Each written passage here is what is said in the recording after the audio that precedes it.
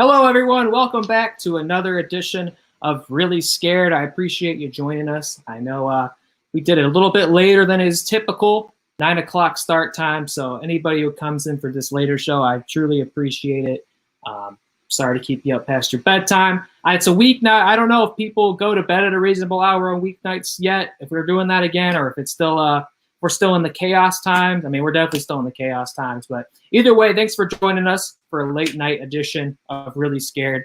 I'm Taylor. I'm by myself. No Jessica today. Unfortunately, you are stuck with just this ugly mug on this side of the screen. But nonetheless, I am never alone. I'm always joined by the almighty Connor Breedlove. How's it going?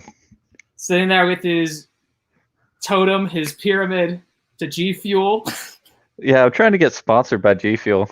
Yeah, I know they got an opening over there, so why not? I feel like we're low conflict. Yeah, I feel like we're not very controversial. Why not? You know, we just talk about some shit we like, and that's all there is to it. And I mean, we gotta get amped for some scary movies. Yeah, it's 9 p.m. I mean, we gotta stay awake somehow. What better way than stirring up a little G Fuel? Right, you stir it up, right? Is that like a powder thing? I have this G Fuel branded shaker. I'm drinking the peach iced tea flavor at the moment. You just give it a shake, and then you pop it, and you know. I get so scared during these movies, I don't even need to. I just hold it. You know, I'm shaking. You know, and then it just mixes it up itself. Like there you go. There's like such a coherent branding opportunity there. Absolutely. But yeah, thanks for joining us, guys. I know it's a little late. Oh, he pays it forward. Thank you, Nick. Thank you. Right back at you, buddy. Right back at you. No producer Matt in the background right now, so I'm just running the show. I'm behind the wheel, and I've got the control, so I'm going to do my best. I'm going to try to keep an eye on the chat rooms as well as I can, and hope to see you guys in there. Hope you got some things to say. I always look forward to coming back and talking to you guys about horror movies and the things that we love. I put a little thing up on Facebook. I said it on Twitter too. I know right now it feels kind of strange to come together and talk about, I don't know if I should say something as trivial as horror movies, but something as inconsequential as horror movies when there are so many heavier topics and things to address going on right now. All the same, movies and talking about movies has always been a form of escapism for me. I'm sure that's the same for you, Connor. Absolutely. So it was kind of difficult to work up, I think, some of the enthusiasm today is more so than usual to really kind of get in the headspace to talk about horror movies. But it's something I enjoy doing. It's a source of levity for me. So if you tune in tonight, I hope it can be the same for you. And just been coming together and talking about something that we like and something that makes us happy. Maybe it can make things a little bit easier, even if just for a few minutes. So thank you for joining us. I think we've got a pretty solid show here tonight. As always, we've got horror movie news to discuss, tons of news. I always worry we're not going to have enough news and we're going to have to like pad out the show or something.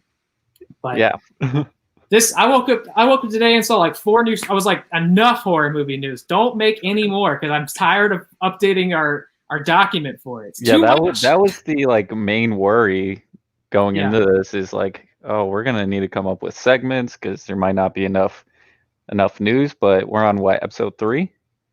3 or 4? This is 4, I believe. Yeah. Okay, yeah, and we've just we've had to drop news because there's just been too much. Too much news. Stop it. How are y'all getting stuff greenlit right now?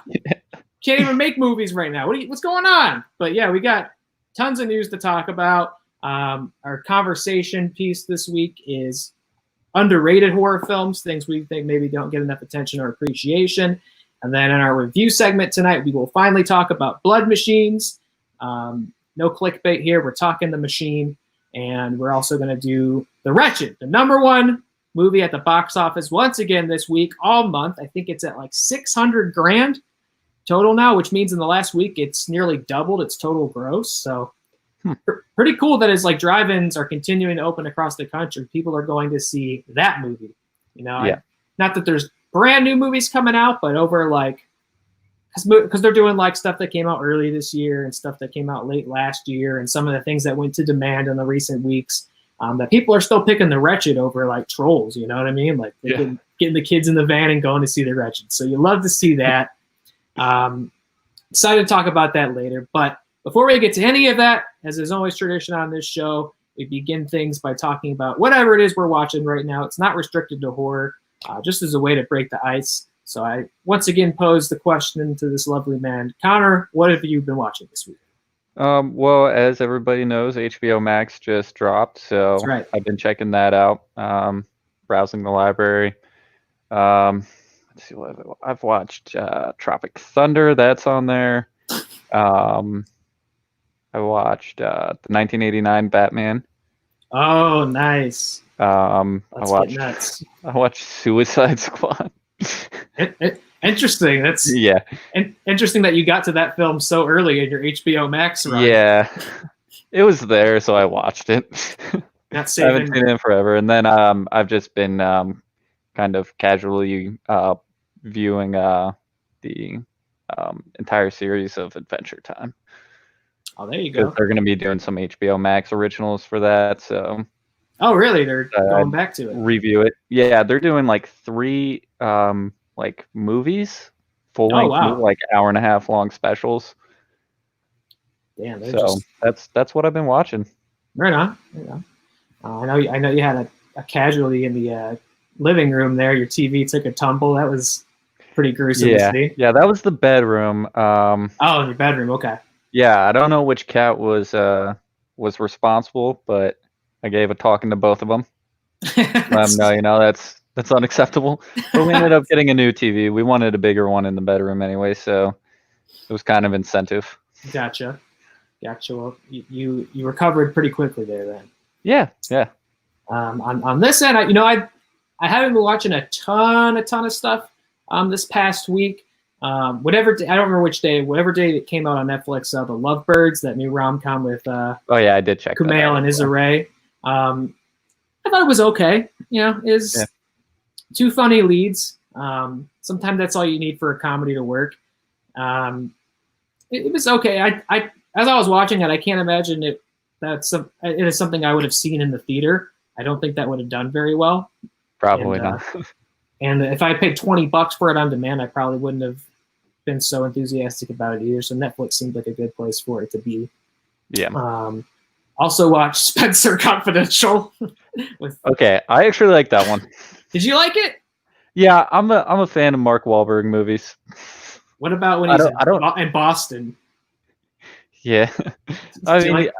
You like when he goes to Boston? Yeah, why not? He so sparingly does, so you love to see it when he goes to Boston. Yeah. Yeah, it's goofy, Again, not a theatrical movie probably, but for a Netflix original action comedy is okay. It's all right. And I've been watching a true crime documentary series on the Sundance streaming service. They got a free trial like anything else these days, but I just saw an ad for it. Thought it looked interesting. Called No One Saw a Thing, and it's about this in the 80s. There's this tiny Missouri town called Skidmore. It's got like 250 people in it, like real small town.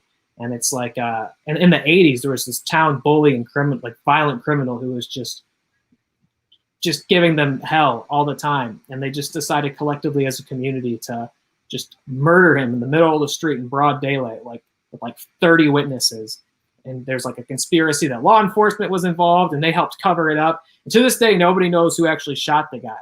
So it's about that. It's about the murder, the cover up, and then like the way that it's poisoned like the town's soul for years, that they have this horrifying secret and all these terrible crimes that have happened. It's like, again, it's a real small town. So like one violent crime really permeates and like affects everybody in the town. So like for decades, these other terrible things keep happening. It's I don't mean to invoke the guy, but it kind of reminds me of a real world Stephen King thing. It reminded me of like a real world like Derry or Castle Rock, where it's like everybody knows each other and terrible things keep happening and it doesn't get better. It's really well made. It's on. And I didn't even know this till it was playing, but it's produced by Jason Blum, Yeah, I was gonna say, I'm pretty sure I saw Jason Blum Yeah, talking about that. yeah, you can't get away from them. So a Totally. Blumhouse production, but I would recommend that if you like true crime, and I know a lot of people do. It's really hot right now. I've never heard of that story before I started looking at that series, so it's really compelling. I would definitely recommend it. I'll definitely check it out. I think that about covers it. We haven't watched it much this week, but Jessica and I have been watching The Great on Hulu, that new Victorian comedy with Elle Fanning and Nicholas Hoult. It's from the same writer of The Favorite, so kind of right within that genre, or a blend of humor too, and that's been really good so far too. So I'd recommend that as well.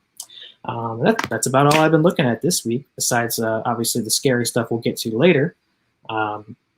Before we get into our news, like I mentioned earlier, we do have a topic of conversation today, that being underrated horror films. This could be any movie from any time, any year, any era, just stuff that we think hasn't received enough attention. Your underrated gems, if you will. Just seeing if there's anything we would like to give a little attention to one way or another. So I'll let you start over there, G. I was gonna say, I'll let you to. Oh, you let me start? Yeah. I have to start? think about this. I've been thinking about it, and I just want to kind of get my list. I had to think about it as well, because I came up with the topic, and I was like, that'd be really good. And then I was like, yeah, but what do I consider an underrated horror film? And then I had to really think about it for a while. I know the first one that did come right to mind, and the one I don't hear enough love for it ever, is a film called Jacob's Ladder. Have you seen Jacob's Ladder? With Tim Robbins? Tim Robbins, yeah. Yep. Yeah, I think it came out in the maybe it was 91 or 90. Yeah, very early 90s. I think very underappreciated, underseen horror movie.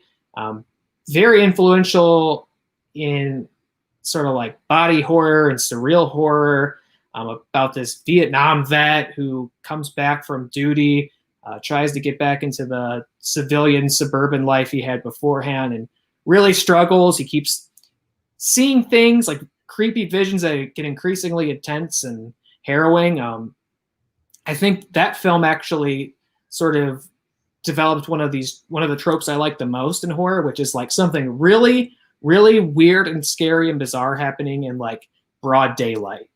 Or in a setting you wouldn't normally expect to see something creepy. In the daylight, in public, at a party. There's a scene I can particularly remember. He goes to a house party, and it's oh, this is good. I've been seeing weird ghosts and shit, but I went to my friend's house. We're having a couple of drinks. He's dancing with this girl, and she grows a gross insect tail or something, and he's looking up, and everybody's faces are changing. It's got tons of crazy imagery like that. And it's definitely a film it's definitely a kind of film you can spoil. So I don't want to say too much. It's got kind of one of those spoiler hooks in it, but I don't ever see or hear enough love for Jacob's Ladder. I think that movie rules. And I know they remade it a year or two ago. Yeah, it's on Netflix. I have not checked out the remake. I haven't watched either. I've seen the trailer for it, and it looks like it's Jacob's Ladder in name only, pretty much. I didn't see anything it really had in common with the original film, and just one of those that I don't think you can recreate. So I don't have much interest in seeing a remake of it. But Jacob's Ladder rules. Definitely recommend it. One that comes to mind is Oculus. Oh, okay, yeah. Didn't get a lot of love in the theaters, but it kind of shot Mike Flanagan, into a bunch of opportunities with Stephen King, Netflix, all these places. He's everywhere now. But this was his first movie. He kind of spun off from his short film about a mirror, pretty much a killer mirror, where it'll make you see things. It's really spooky, in the spooky sense, where it's very eerie.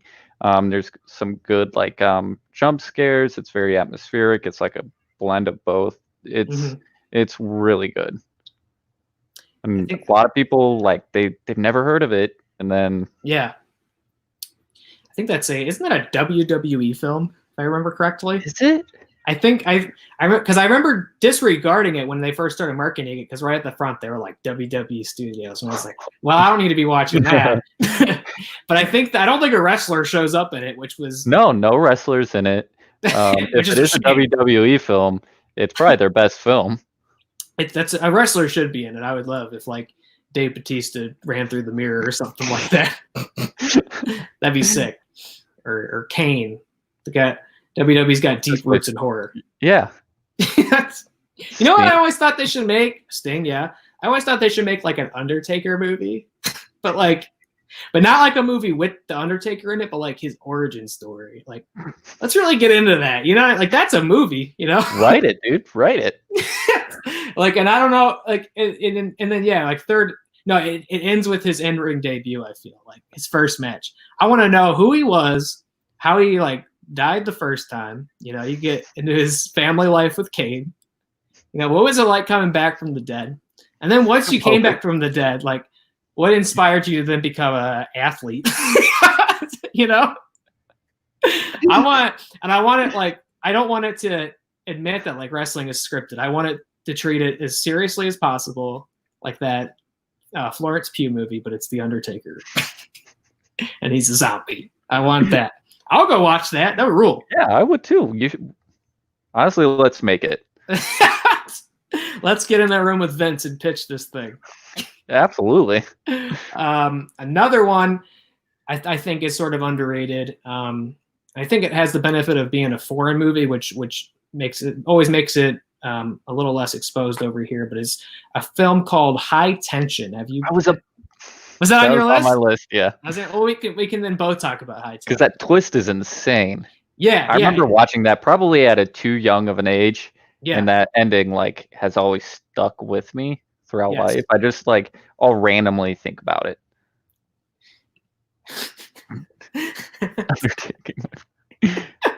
Burying my family alive. I kind of wish I'd thought of High Tension last week for the slasher conversation, because I think that is kind of a slasher. Yeah, pretty applicable, because that's kind of the movie you think you're signing up for when you first sit down for it. It's been a few years, but if I recall, it's like two friends go out like vacationing in the countryside, or like go to a close family friend's house or something like that to lay low for a while. And then like a big scary dude shows up and starts killing people. But then like halfway through the movie, it just pivots to something way different than that. Yeah. And the twist shouldn't work, because like it's so intense and so absurd. It should make you just laugh and stop taking the movie seriously. But I remember that was when I think I saw it on like a pirated stream or something, like right out of like during high school maybe. And I remember that one messed me up. I was very blown away by what they were able to accomplish with that one. So yeah, High Tension. I think it's a French movie. I can't remember. Yeah. I can't remember what exactly it's called in French, but the translation is High Tension. That one's great. I'm sure that might be streaming somewhere. If not, I'm sure you can rent it for like $2 or something. I think it's on like Amazon. Oh, okay. Yeah, that's really intense, gory, old, crazy movie. High Tension is very good. I would definitely recommend that. I don't think See No Evil is Kane's origin story. I haven't seen any of those films, but I believe he is playing a character that is not Kane. And I also want to say I remember, I'm not seeing those movies, but I remember when they were marketing the first one. I was very much a active wrestling fan at the time, watching every single night. And I remember they were trying to get around marketing a movie that Kane was in, but without spoiling the fact that Kane was like a regular guy and wasn't actually like a fire demon. They're like, how do we explain that he like was on a set, like taking direction and like reading the script? Like, wouldn't he have better things to do if he was a demon guy?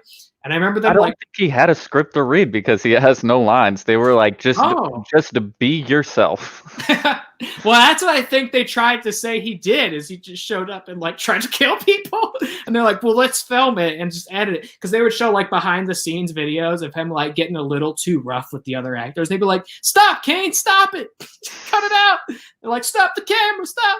And so they're like, But I love that implication of like, well, it doesn't make sense that he would be an actor, but it does make sense that he would be a professional wrestler, which is what I want to jump into with the Undertaker movie, is how did that guy become an athlete?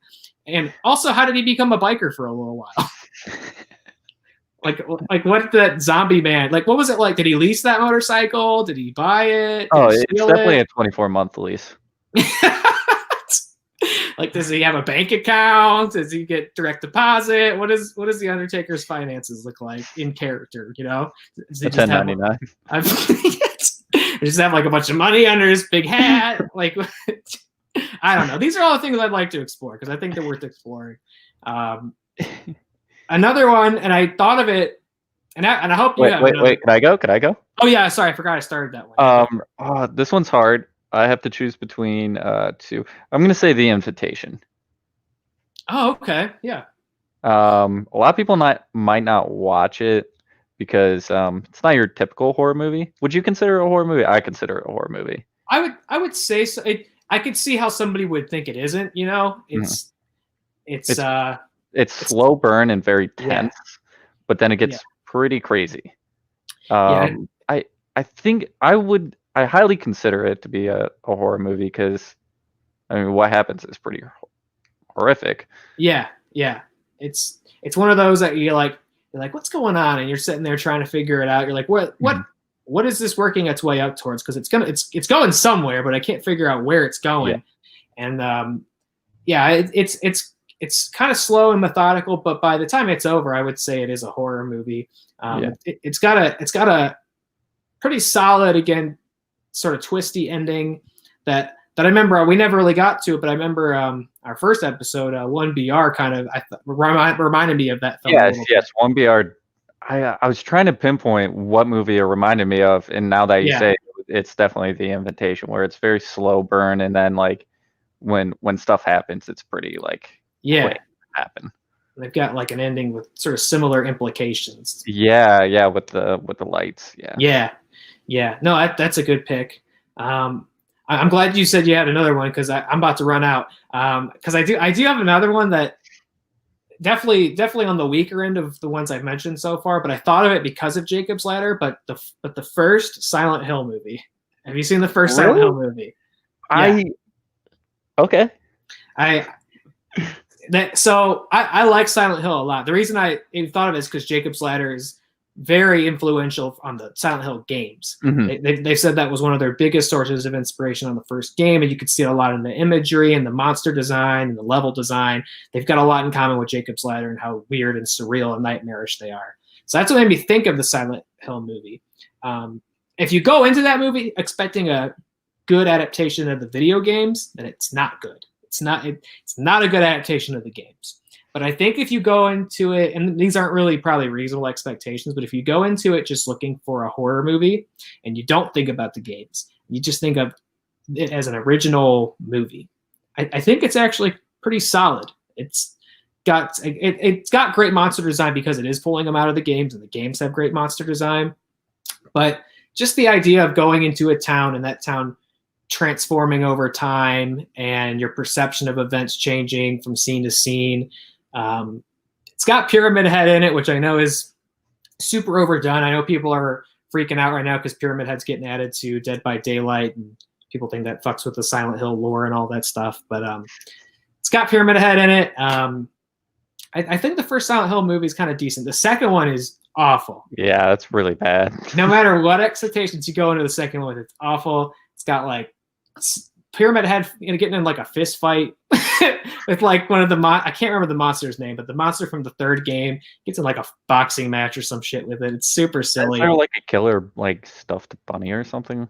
Yeah, no, the scary bunny is from the third Silent Hill game, and it works really well in the game. But yeah, the second Silent Hill movie is like what the Resident Evil movies are to their video games. Like, it's just silly and campy and nothing scary about it. But I think the first one, again, not like a 4-star movie and weaker compared to the other stuff that I mentioned, but the first Silent Hill movie I would say is kind of underappreciated. Maybe I just like that world enough that seeing anybody even try to do it is good. Somebody could definitely make a better Silent Hill movie if they tried, and I'm sure they will someday, because IP! Gotta get that IP. Did you have something else? Maybe I'll think of something while you speak. I got one more, I believe. As Above, So Below. So I've not seen that one, but I have seen people say it's solid. Yeah, it's really solid. I never gave it a chance because it just seemed like, just some low rent B horror, and I was definitely wrong. It's about like a group of like explorers. They go into the catacombs of Paris. They're looking for like this relic that's the like lead explorer her dad was looking for and disappeared. So they're in the catacombs, and it's pretty much Dante's Inferno, Okay. but very scary. Yeah, I know It's that. very claustrophobic. Yeah, It reminds me of, like I said, Dante's Inferno and uh, the Descent. The Descent. Would you say that's underrated? The Descent. I feel like it gets props in a lot of like horror lists. Yeah, And stuff. it's like, I wouldn't say it's underrated because Yeah. those who have seen it definitely love it, and it's Yeah. very like highly regarded in the horror community. Yeah. I meant to check out As Above, So Below for however many years it's been out now, because like found footage is pretty played out. It's after like Paranormal Activity burst, it was like every couple months it felt like somebody else was shoving their cheap little found footage movie into theaters. But I'd seen people saying like, no, this one's an outlier. It's the exception to the rule. It's worth checking out. So I believe it's on Netflix. Okay. Maybe I'll catch that tonight because I've been meaning to check on that. I did think of one more. Okay. Event Horizon. Oh, I watched that for the first time recently. Yeah. It came to mind. Came to mind because I mentioned Resident Evil, which is and Paul W.S. Anderson. Yeah, it's weird because like that movie comes out and it's like, okay, what's this guy up to? And then he's like, 8 Resident Evil movies with my wife. That's what I'm up to. And so totally different than any of those movies, which are so schlocky and action oriented. This one is still very visceral. And maybe one could say kind of campy once like Sam Neill shows up with like satanic runes and shit all over him. But that movie I think is horrifying.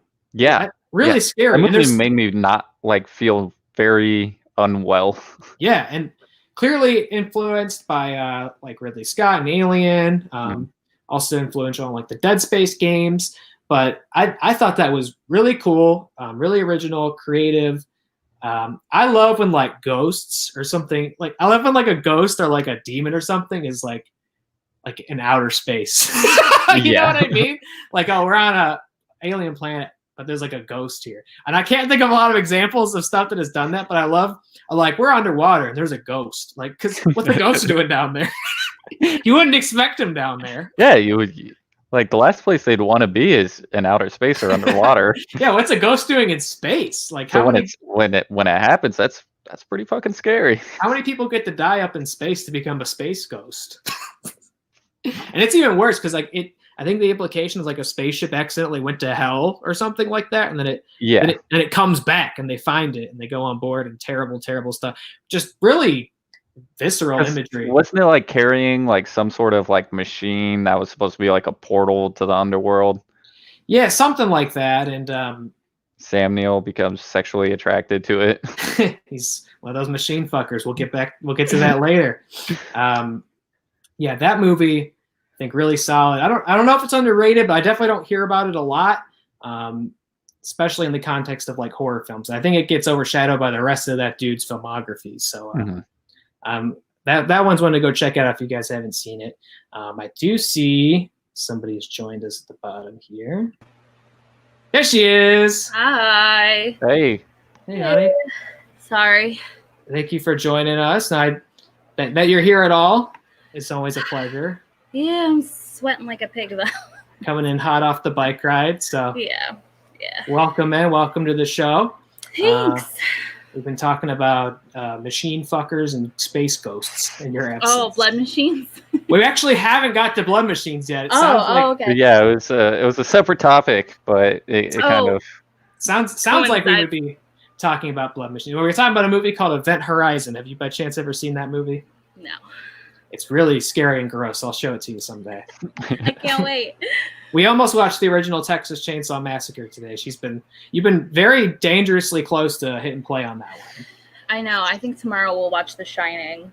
Oh, You know what's That's a treat funny for is me. I went backwards in terms of like quality Texas Chainsaw movies. Like Oh, really? at a young age, I started with Texas Chainsaw New Beginnings, the one with Matthew McConaughey Oh, Hey. wow. I didn't know and he was in Renee one of those movies. Zellweger. Yeah. yeah. Um, The I McConaughey started with hadn't happened yet. I started with that one, and then I like worked my way back. Oh, wow. Yeah, I think we'll start with the original and see if we feel like branching out from there. Yeah. I know they came out with like a Leatherface like origin story. It's bad. It's bad. Don't watch it. I shouldn't look to it for influence on my Undertaker origin story. Actually, no. Definitely watch it because there's a ridiculous twist. Oh, okay. Oh. He becomes a pro wrestler at the end. If you want to go with that, sure. No, Not- the twist is very like just stupid. Hmm. Okay, like that. It kind of pulls the whole the first 45 minutes from out from under you, and you're just like, what? Yeah. But not in a good way. Brother Nick sounding off here. Would you consider horror video game movies the best video game movie adaptations? He said Matt had to say machine fucked and space ghosts. Oh my. And then he said The Shining is fantastic but boring, and I don't really like that review. I think Yeah, it's I don't think that's boring. It's slow, it's long, but it's pretty damn captivating the whole time. I don't think Yeah. it's boring. Hmm. It's sacrilege. Horror video game movies. I don't know. Like best video game movies is a low bar to clear. I still haven't seen the Sonic the Hedgehog movie, which I have was announced for not. a sequel today. But I will probably check it out now that a sequel is announced. Yeah, I've been meaning to check it out. I made a blood pact to see it with my buddy Terrence, and we still haven't been able to act that out yet. Hopefully, we'll get to it soon. Mhm. But I feel like that's being touted as the best video game movie, and it probably is just by default. I don't really know what would even come second to it. I thought the new Tomb Raider was really good. I thought it was okay. I liked it a lot. I mean, I I feel know like they're getting better. A lot of Yeah. people hate the Assassin's Creed movie, but I'm a fan. I've seen people stand up for the Assassin's Creed movie. I like it. I haven't watched it, but I've seen people stand up for it. Yeah, I like it. I like. I think it's because it's not exactly what they thought it was gonna be. It's Yeah. more like for it explores the lore Right. rather It's than action heavy. And it's an It's very- original stories, right? So it's not like one Yeah. of the games. Yeah, What about Mortal Kombat? Mortal Kombat rules. I'll wait for James Wan's version. Oh, here's I forget that it's technically a video Oh game yeah, movie. Detective Pikachu. Detective That's probably the Pikachu. best one because that one is fun. That one rules, and she probably doesn't want me to say this in public right now, but it is in fact the very first movie Jessica and I saw on a date together. Detective It is a fantastic movie. She was I not think it's amazing. she was not happy coming out of it that's what we saw. Really? I was like, what the? I'm so confused. It's insane. Again, a movie that shouldn't work at all. At all. And crazy that they said we're gonna make a Pokemon movie and that's what they chose. But I Yeah. think it works. It's fun. Absolutely. I mean, Ryan Reynolds is Pikachu. I mean, Yeah. Works out. Works out. It's pretty good. Yeah, I heard don't know. Doom was good. The Rock? Yeah, Doom. The I movie. mean, it rules because The Rock's in it. But again, not like a conventionally good. It's like fun, I guess, right? Like it's dumb fun. Dumb. But probably not the if you're a Doom fan, probably not the movie you were hoping to see. Okay. Yeah, I don't know. Horror video game movies. I like Silent Hill. I know Connor has vouched for the Resident Evil movies. Some of them. Yeah. Yeah. I can't outside of those, I can't even really think. Like Alone in the Dark, that movie blows super hard. Oh God, with Christian Slater, I forgot Yeah. about that. I think that's an Uwe. There's House of the Dead. Oh, that's Uwe Boll as well. Yeah. Yeah, those he did a movies- lot of those. I think Chris Jericho's in Alone in the Dark. Yeah. Always bringing it back to the wrestling ring. Yeah, House of the Dead's very bad. Yeah, so I guess my answer is no. I wouldn't consider. I would consider little furry talking animal video games that have the best movie adaptations from what we've said thus far. Yeah. Jessica, do you have any underrated horror movies that you'd like to discuss? Anything that you think is scary that people may not talk about a lot? The movie we just watched today. Well, we're going to talk about that one. Oh my The Wretched. We watched The Wretched today. Oh my gosh. I don't. Crawl. I bet Crawl. I don't. Oh like man. Oh, that, yeah. Crawl affected you, and I think a lot of people missed that one. Mm-hmm. I had to put my feet up in that movie during that movie. I just couldn't. Gotta look out for those theater gators. Oh man, almost got me. You're too smart. Matt said, "What about Super Mario Bros?" Oh my. That's pretty horrific. Yeah, that's. And we'll see once those Minion guys get their hands on. Oh, that show is Mario. crazy. Oh yeah, we did watch the Super Mario Super show together a few weeks ago. The old animated show. Oh. It like also has like Lou Albano and like skits and stuff. And what a surreal nightmare. Very good. Like we were tripping. It was so weird. Really is. It's all on Netflix if you want to watch the Super Mario Brothers Super show. I think that's what it's called. That's a classic. Yeah. Well, Connor, did you have any others that you wanted to discuss today? No, I think that takes care of that. Covers our underrated scary movies. So I guess it's time to get in our long, illustrious list of news here. We'll try to not go. We'll try not.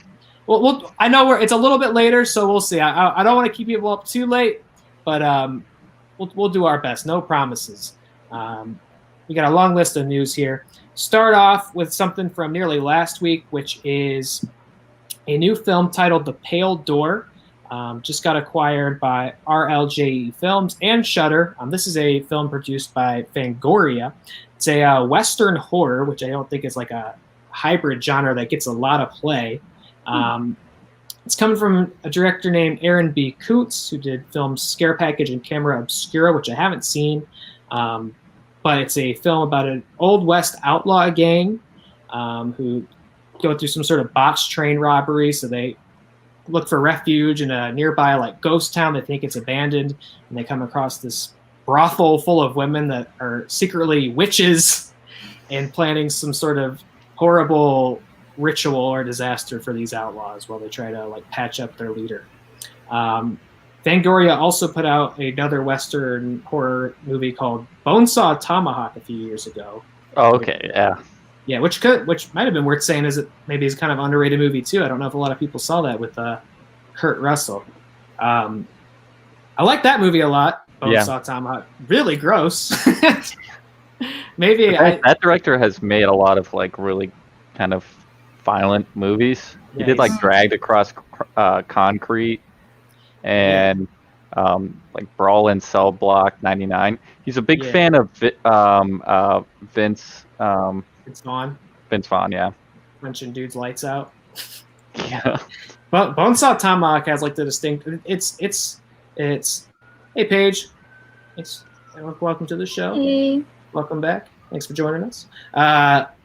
It has the distinction of something graphically violent enough to make me cringe and look away. I mean, really a doozy at the end of that movie. But no, I think that sounds good. It's going to get The Pale Door. It's going to get a small, I'd imagine, theatrical release, I think, in August, and then it's going to pop up on Shudder. Western horror, I think, is a idea for a like cross genre that doesn't get a lot of play. So yeah, cool to see someone else doing it. So much so, in fact, our next story, we're still staying in the Wild West. We've got a film titled The Hawkline Monster. It's an adaptation of an old Gothic Western novel. This is going to be directed by Yorgos Lanthimos, who, of course, directed most recently The Favorite, Killing of a Sacred Deer, The Lobster. Just a real weird, weird filmmaker. Makes some pretty surreal, scary movies. I'd probably consider. I'd consider Killing of a Sacred Deer kind of more thriller than horror, but it's very like off-putting. Yeah. His movies are weird and dark and like they are funny. They are funny, but like in a way that can be very aggravating. Like, yeah. So it's almost like, I don't want to say cringe humor, but kind of is, because Yeah. You're laughing because you're like, you feel so awkward and like this weird, like, and that's your first like response is to laugh. Yeah. Okay.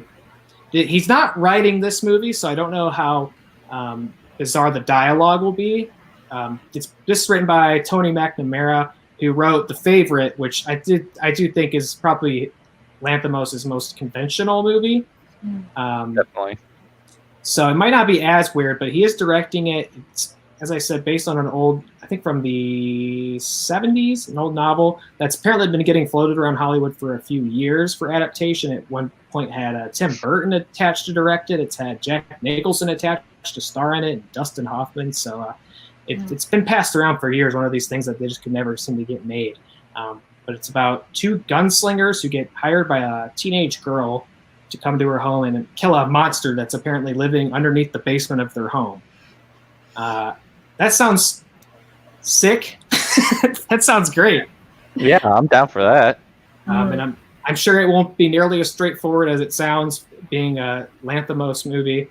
That should be cool. Like I said earlier, also enjoying McNamara. He wrote the Great on Hulu, so I'm already enjoying something he's putting out, as I know Jessica is. We've been watching that together. Oh, go ahead. Sorry. No, I actually just thought of an underrated horror thriller movie, Okay. The Imitation. Do you remember that one? Connor actually brought that one up. Yeah. Oh, okay. I really liked that one. I thought that one hasn't gotten enough credit that it deserves. Good Definitely. pick. Yeah. Yeah, we were shouting that movie out earlier, so no, I would definitely agree. I wonder if they'll get Colin Farrell for this one, because he seems to really like him, and I just think he's great. He's definitely been on like a tear lately. He was let's see, what was that movie? What was the movie called? I think it was a Sofia Coppola movie. What's it? Nicole Kidman and Kirsten Dunst. Yeah, I know what you're talking about. I can't remember the name of it, but it was really good. Beguiled. It was Beguiled. Yeah, remake of an old Eastwood film. Yeah. No, he was in that, and that's kind of got that gothic western thing, kind of in the same time period. So that kind of like sparked like me like actually liking Colin Farrell again. Because that was like before Fantastic Beasts or right after Fantastic Beasts. Yeah. And then like he did Killing with a Sacred Deer, The Lobster. And he's been in some other stuff recently. And yeah.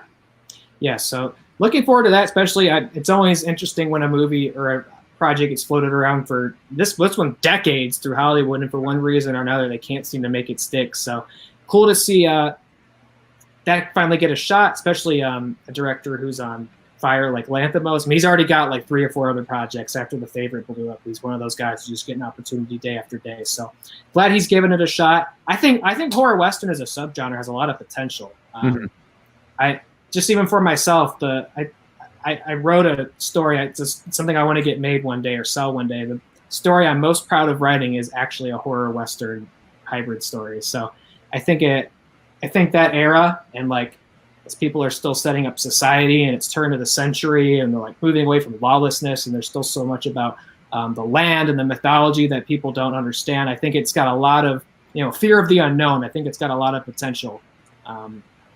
Horror westerns. So looking forward to both of those movies. Yeah. We've also got FX just renewed What We Do in the Shadows for a 3rd season. That's of course the sort of horror comedy spinoff from the Taika Waititi film from a few years ago. I haven't actually watched the show before. Have you seen the series? I've not watched the show. I love the movie. The movie's hilarious. Yeah, the movie is fantastic. Does Taika have any like attachment to this? Does he do anything, or is he just a producer? So when I was just sort of briefly looking at it, I'd seen that I think he's reprised the character on that show from the movie. I don't think he's probably like shows up every episode. I would imagine, just because I've not really seen that character in the marketing ever. But I think it's in continuity with the movie, so it's not like they recast the characters. It's just like, here are some other vampires in that world, and I'll definitely check it out now that it's actually like becoming like an actual show. Yeah, not just like a one-off. Yeah, I've been told it's real funny. Apparently, the 2nd season is doing really well, so that's made it all the more easier for them to go ahead and renew it. And that the movie, Jessica and I have actually been talking about watching it because It's so funny. the movie is hilarious. super. It's seriously maybe we've talked about it before. Or Jessica brought it to my attention that it's not super often that movies make me laugh out loud. Yeah. And I don't know what that says about me or like how broken my sense of humor has become. But she's right. I never really noticed it before until she pointed it out. Is that I don't laugh a lot out loud at movies, but I remember cackling all throughout what we do in the werewolves, not werewolves scene, or the werewolf, not werewolves scene. Yeah, and like I had that backwards. The like Nosferatu dude in the basement, and when the one like shape shifts into a cat, and just full of like great visual humor and just great snappy, clever writing from Taika. So we got to sit down and watch that movie because I think you'll like it a lot, Jess, and we'll maybe have to finally check out the show after that too because apparently it's worth looking at. What else comes from FX? Hey, I'm glad you asked because they also, they didn't renew it. They didn't renew it. We knew we were getting it, but we got a little more context and a couple more clues on what to expect from American Horror Story Season 10. It's unfortunately not coming out this year as originally expected. Like everything else, it's going to be pushed back to next year, as to be expected. But we haven't got a title for it. We still don't really know what it's about. We've received that image I just pulled up. I guess I never even saw this. It came out a couple weeks ago, this image. Through Ryan Murphy's Instagram, but he just recently this week also threw this up, not really a promo image, but just a clue, as he put it, American Horror Story clue, another picture of a beach. So one can only assume that we are getting some sort of beach theme, beach season. Jaws. Right. That's like the first thing you think of, right? Is Jaws. I think of Dead Island. Dead Island. There's also like that DiCaprio movie? It's just called The Beach. The Beach, yeah. Yeah, The Beach, or like even it's more of a SWAT movie, but I think of like Black Lagoon. You know, just anything scary coming out of the water. Mess with you. Of, Jersey Shore. Every time I see a beach. I would love if it was the Jersey Beach. Yeah, that would be great. I'd love to see juiced up Guido Macaulay Culkin. Well, we know what we're getting in this season. We talked about it before. We're going to get Macaulay Culkin just plowing Kathy Bates in the sand. Just real graphic. Show it all. Yeah, I'm excited. I love this show. Yeah, most of the seasons. There's a few that I just absolutely detest, but I loved 1984. I thought it was by far probably, top 3, if not the best one. Okay, and ties in again kind of to our conversation last week about slashers sort of coming back because that's pretty slasher homage, isn't it? Yeah, very. So I'm not a lot. We were talking about it before. I like scary stuff in a setting you wouldn't expect to see it in, and you can see some scary stuff on the beach, especially now.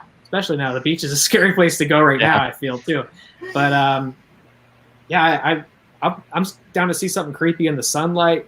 You ever see like Humanoids from the Deep? That was like an old crappy B movie about about water monsters coming up and just having a day with that town. Something like that. I want to see something scary coming out of the water. Piranhas. Piranha, yeah.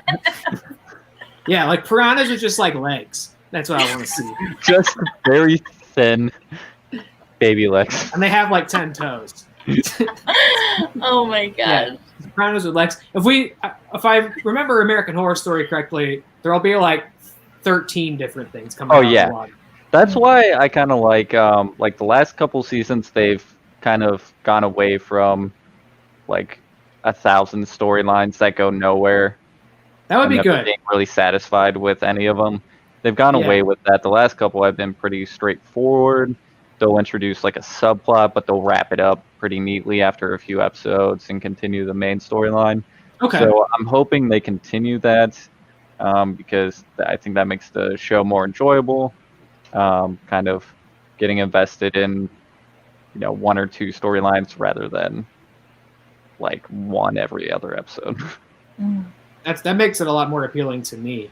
Because I feel like they just throw those ideas out so easily. It's they just stick it to the wall and see, just hope it stays. Like if you want to do aliens, just save it for an alien season or something, Don't bring it up for one episode and then never talk about it for the rest of the show. Yeah. To that end, we're not done with American Horror Story because they also greenlit a spin-off series from American Horror Story called American Horror Stories. Oh.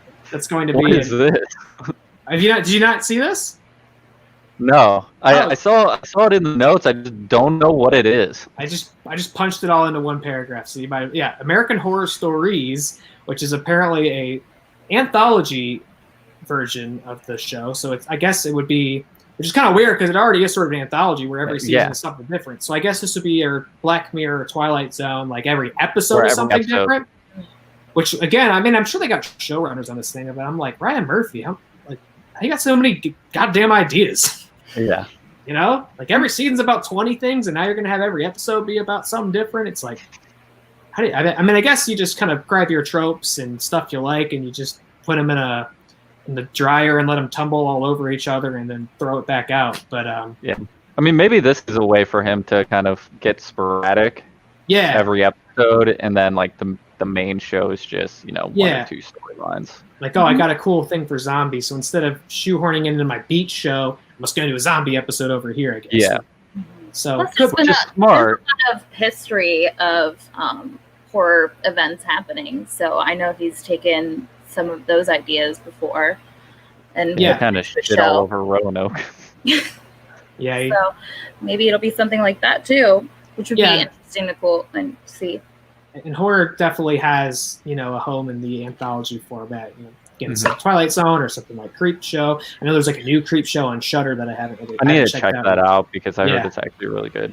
Yeah, so there's definitely a prerequisite for something like this to exist. So I mean, they definitely earn the right to do spinoffs and stuff over there. 10 seasons of that show. So, and when that stuff comes out, we could probably do like an episode by episode recap. But, it'd be cool to cover a horror series. So.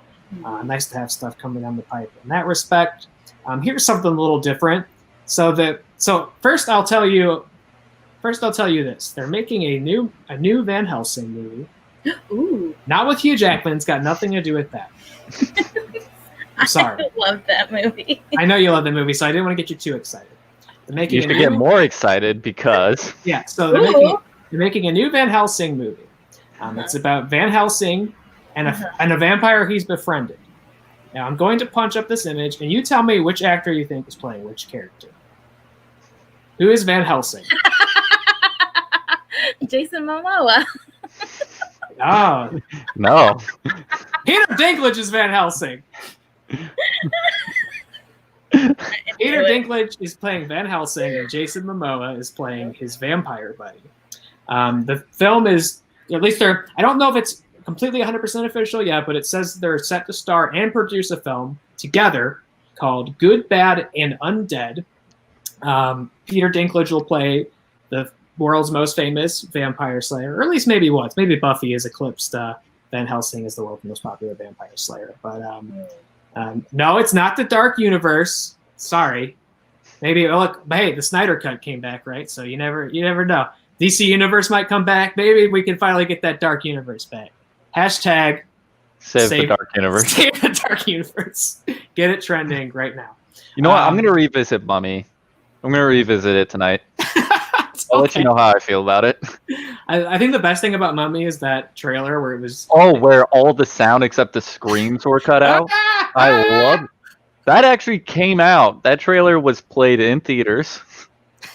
That is amazing. Brilliant. Here we go. I got you right now. Let's see. Watch this. Oh. Here we go. Just have that. Get it going. All day. We want to see Bride of Frankenstein. Can you plug in sponsored by? Do you think we'll get sued?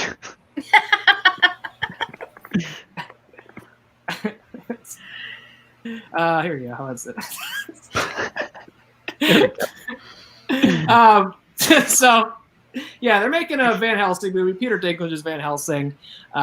He teams up with Jason Momoa, who is a vampire that swears to stop killing people, and they run a money laundering scam where people put out a bounty on the Jason Momoa vampire, and Van Helsing goes to hunt him, but doesn't really kill him, and they like collect the bounties and go town to town. But then I guess like a real bounty hunter is trying to kill Jason Momoa's character, and so they gotta go on the run.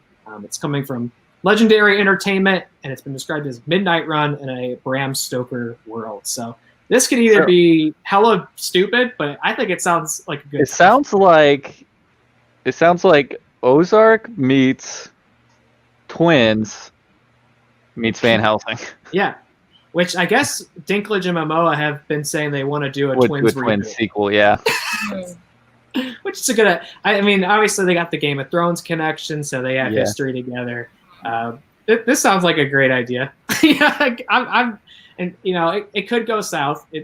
But I think it sounds like maybe this is like their Twins reboot. Maybe they were like, what can we do besides remaking Twins? And they were like, let's make Twins, but with Van Helsing and a vampire. Maybe they're just testing each other's chemistry with this one. Or that. Mm-hmm. Pushing boundaries. I love it. I love the switcheroo on who you think would be playing who in that dynamic. So. Do we know who's like picking this up? Only that it apparently is coming from Legendary.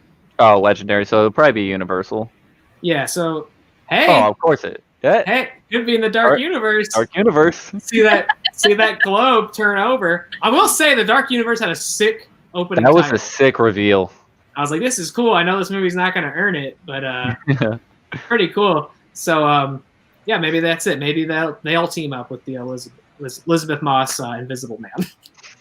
That'll be our new way in. Speaking of Legendary, what a natural segue. Didn't even realize I was going there. We got some news on. I know Connor's excited. I am so fucking hyped for this movie. Godzilla versus Kong. I don't think this is an official poster, by the way. I just see it attached to every article on the film. So just went ahead and threw either that way, in it's pretty dope. Apparently, Kong actually has like a beard. So I'm glad you mentioned it. I've got some accompanying images to go over this. So the film, which is still supposed to come out this November. A lot of speculation that probably won't make that release date. Probably accurate at this point. I feel like it's gonna try to avoid Bond. Right. Yeah. And it's coming up close to like December too, which is always a risky time. And I think they're going to try to put the Marvel stuff around later. I think any big movie that's calendared out for this year, you can definitely assume has potential to get pushed back to next year. But we still don't have a trailer or anything, but we did get some imagery that sort of suggests maybe where it's going. One of that, both concept art and comic art, one of which is a new kaiju, new monster. So we got this, I think it's leaked concept art of a little fella named Camazotz, which, if I recall correctly, is one of the Mayan gods of death, and he is a giant bat in their mythology as well. You got a clearer look at him right here, which this is, I believe, art for the comic book.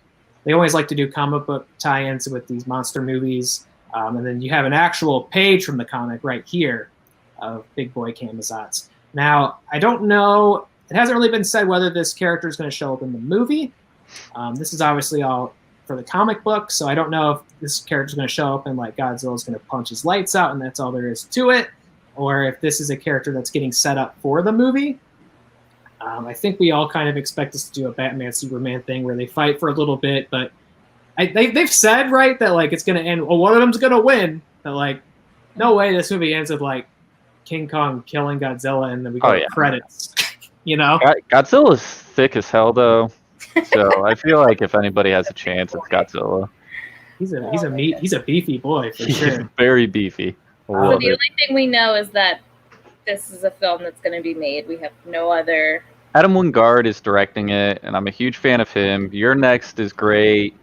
That's a good one. I'm a big defendant of the Death Note movie. Wow, really? Yeah, I really like that movie. The Guest is very underrated. I've never seen The Guest. I always hear fucking like thriller, like just like 80s synth, very neon. I can't remember her name, but she's from It Follows. She's in that.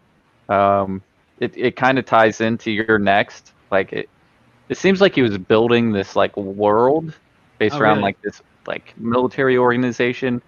But it's really cool. I Okay. like him as a director. He's really awesome. And Mhm. I'm also a big defendant of his Blair Witch. Yeah. Okay. That's I Yeah. forgot he did the Blair Witch Yeah. like sequel reboot thing too. Yeah. And I also know you're a pretty big defendant of these MonsterVerse movies. Oh, absolutely. I love them. I think I like them all, but I still haven't had one that I really love yet. I loved King of the Monsters. Yeah. I really liked it. A lot of people hated it. I loved it. I thought Kong was a lot of fun. I thought like the old boy references with Kong eating the squid, that was awesome. I just like these movies a lot. Mhm. There's so much fun. Yeah, I think Skull Island I like the most of the three so far. I liked King of the Monsters more than the Gareth Edwards movie, which I remember being disappointed by, but I've never revisited in fairness. I liked it right off the bat because I kind of knew what I was getting into. Yeah. Because I saw Monsters and I was a big fan of it, so I knew he wasn't going to show us Godzilla right off the bat. Knew it wasn't going to be like Godzilla fighting the whole time. It was going to be a build-up. So I kind of knew that going into it. So, Jess, have you ever seen these new Godzilla Kong movies? Nope. No, they're worth it. They're worth it. Do you like giant monsters? Do you like Zilla and stuff? I mean, yeah, I used to. Growing up, we loved the Godzilla. What was it, Godzilla 2000 or something movie that came out? The Matthew Broderick one.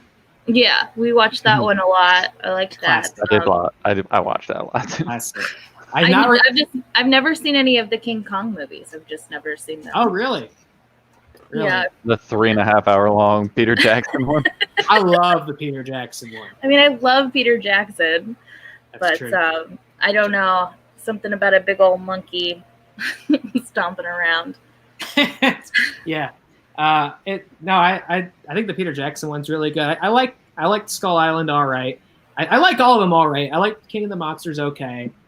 I think they still are just finding that balance of like good monster action but with a compelling human narrative. I don't think they've still cracked the code on it quite yet with these new movies. I think they get better every time they try, but they haven't quite nailed it yet. And I'm hoping this is the one that does it. Because I think they need a big hit out of this movie if they're going to keep going. I think Kong did the balance the best. Yeah. I liked all those characters. King of the Monsters, I didn't really care about the humans, but that's fine because you had Mothra in it and she was a pretty bad bitch. Yeah. We stand. Great. We stand Mothra. Oh, yeah. Stan Mothra. You did mention it before, and I don't want to forget. We did also get some, I guess this is comic book art for Kong. You did mention he's got kind of a beard here. He's got kind of not even possible. Yeah, that middle one. He has a very like shaped beard. I saw another image with his beard, like it was actual like concept for the movie, I believe. Oh, okay. And it looked hilarious, and I hope they don't use it. So I think one of the big questions is like, obviously people are like, how's he going to fight Godzilla? He's just a monkey. And they're like, well, he's going to get really big. But like this image here, it looks just like he squished a tiger. If that's your average sized tiger, he looks even smaller than the Skull Island. He just looks like an exceptionally large monkey, not even like a kaiju at this point. So he's got to get pretty big, and he's got to get like a new power. You know what I mean? Jordan Vogt Roberts said like he was like a preteen. Yeah. It was a coming of age film for Kong. Yeah. Because in the original films, he was taller than the skyscrapers. So right? So for Kong, it's weird. So Kong he's definitely a huge monkey, but like compared to bigger than your average ape. But Godzilla is in fact taller than skyscrapers. He's like on average probably like 10 times bigger than Kong typically is. So for Kong to be big enough to like throw down with Zilla, he's gonna have to get pretty big, which I'm sure he will. But he needs to get like a special power. Yeah, instead of eating squid. Because they did King Kong versus Godzilla like way back in the day, back in like the Toho days, and they definitely gave King Kong some sort of power, but I can't remember what he like shot lightning or something like that. Out of his, he could like control the weather or some shit. Because even back then they're like, you got to come up with something for him. Can I plug HBO Max again real quick? Yeah, what you got? Okay, so they have the Criterion Collection on HBO Max, or at least most of it, and they have a lot of the old Godzilla films. Oh, okay, I didn't know that. Like almost all of them. So awesome! Definitely check out HBO Max and check those out. Yeah, because the old ones are a lot of fun. Yeah, there's definitely. Have you seen Shin Godzilla? I have not, and I've been looking for it everywhere. I can't find it. Yeah, I don't know if it's streaming. It was hard to find copies of for a while, I think, but I'm sure you can at least rent it on demand or something by now. Yeah, I'll try to find it.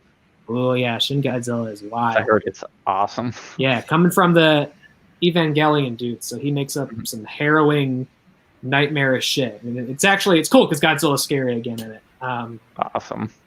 But yeah, I hope this movie is. I hope this is the knockout hit. I hope this crazy guy shows up in the movie. Oh, me too. Because they're gonna have something else to fight in it clearly, and maybe it's evil bat guy. You know, they're gonna fight somebody else in it. I know the last movie set up King Ghidorah could come back, but it's like we just had him, and I like when they come up with original monsters like the Mudos, and they had that cool like mammoth, woolly mammoth gorilla dude. Yeah. And the last one, he was really handsome. I definitely think there's going to be a lot more because they said at the end of King of the Monsters, all the kaiju were being like drawn to Skull Island. Yeah. Like something was drawing them there. Yeah. They were trying to get their beard shaped up. Yeah. Kong's got a sick barber over in Skull Island. They were like, "Oh shit, we've been asleep for centuries. Let's get shaped up real quick." I'm looking real grody. Can I get a shape up, dude? Because where else are you gonna find creatures that are big enough? You know? Yeah, it'd be on Skull Island. Should we move on to? I guess I hope this movie's good because I want more monster movies, and I feel like they haven't had that big hit yet. I can't believe you're talking about that and not The Conjuring 3. Makes me mad. Jessica really wants to talk about The Conjuring 3. I've been waiting for them to like put out a trailer or a poster or something. Yeah, apparently it's coming soon. Okay, so maybe hopefully that's true. And you're talking about King Kong and Godzilla when there's like nothing really out about it. No, well there's artwork showing like new characters and his beard and shit. If they come out with like concept art for Conjuring 3, we'll definitely talk about it. For some casting, at least. I've just been waiting for just for something to sink our teeth into. We'll hopefully talk about Conjuring 3 soon if it's coming out on time. There's not that much longer to go, right? Yeah, it's not that much longer to go. So if it's coming out on time, they better start marketing that thing. So we'll probably get a trailer by July if that's when theaters open up. I hope so. They do have a poster out already, so I don't think it's official. I think it's like that's fan made. I think it's like this fan made one. It's September 2020 on it. I think some jabron made that. It's my responsibility to know when this stuff comes out now. I'm too excited. So if Conjuring 3 gets any shred of news, I'm gonna know, I promise, and I'm gonna tell you, and we're gonna talk about it because I am excited for it, as I know you are, and I hope it comes out in time, and that we'll be able to discuss it on the show at length. Speaking of stuff coming out on time, delays and all that, as we always do, as we always have to these days. We already knew it got delayed last night in Soho, but we do have an official date for it. That's coming out April 23rd of next year. I forget, this was supposed to also come out in September, I think it was, originally, of this year. So that's a really long time to wait, unfortunately. But we got this new image from it, I guess, as like a consolation prize. I didn't even know Matt Smith was in the movie. I had no idea. I just knew about Anya Taylor-Joy and Thomas and Mackenzie. So I guess we got some surprise casting news out of it as well. Real excited for that movie. Thought we were seeing it this year, but is what it is. We'll catch it in April of next year, ideally. Now this is not a movie I expected to talk about anytime soon, or maybe ever. Yeah. But Jason Blum recently came out and talked about the Spawn film that has been allegedly in development over there for some time. I hadn't heard anything about this in ages. I definitely thought it was not ever going to happen. The last thing I heard was Todd McFarlane said that he landed someone huge. Oh, I guess that was the official poster, by the way. So cool. Good to know. Right. Landed someone huge? Yeah. He said he can't talk about story details or anything or casting. He was like, all I can say is that we've landed someone huge, and when you find out who it is, you won't be disappointed. And this is after Jamie Foxx was casted. Oh, and Jeremy Renner. Oh, really? Okay, so I was thinking you were talking about one of those. No, this was after that. Okay. Yeah, I just Jason Blum off the cuff on an interview. I think he was talking about Invisible Man because that's coming, I think, the home release this week or this month.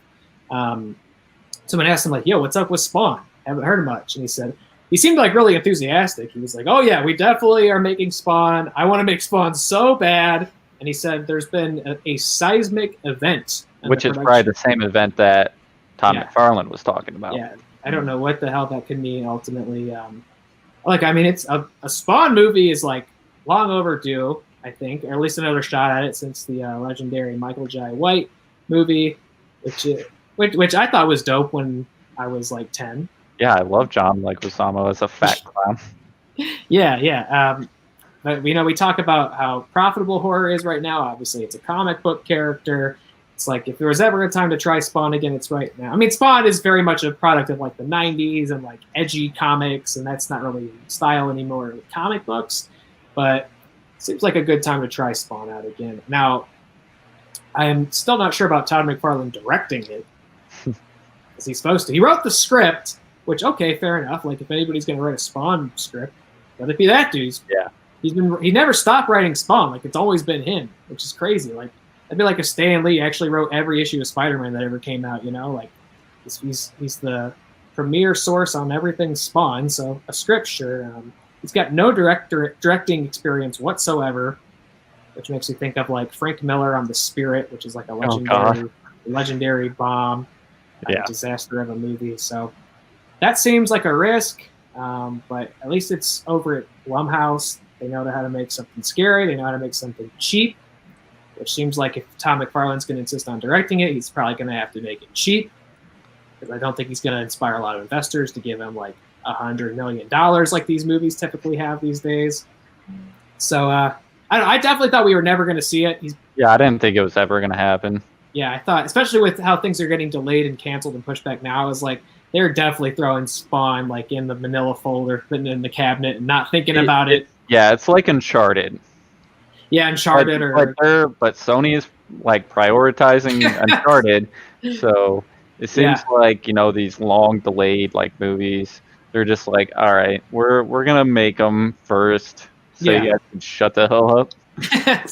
There's been a seismic event for Spawn. I don't know what that means, but perhaps we'll feel the tremors of it soon. I don't know. I hope they make it. I'm glad that Jason. Yeah, because I heard it's supposed to actually be scary, so I'm very excited for it. Yeah, I'll be there. At the very least, I'm sure it'll be crazy enough to talk about. Yeah, looking forward to the day we review Spawn on this channel. We also got another film that's been acquired and slated for a release. A movie called Run, Sweetheart, Run. It's been acquired by Amazon again from Blumhouse and Automatic. I guess this initially debuted at Sundance this past year. It was coming out on May 8th, but obviously that did not and could not happen. It's about a blind date turned violent and a woman trying to get home on foot in LA while also being chased by her date. Apparently it's also got a supernatural element, but I'm not sure what that is. It's got Ella Balinska, Baliksa, which you may have seen in the new Charlie's Angels, pictured here. And I never know how to say his name. Pillow Asbake, who is what's his nuts in Game of Thrones, the really angry pirate dude. Oh. Yeah, I can't remember. But everything with Game of Thrones has like left my consciousness. There's so many. Are you talking about the Hound? No, the Hound rules. I'll never forget the Hound. It's like the dude.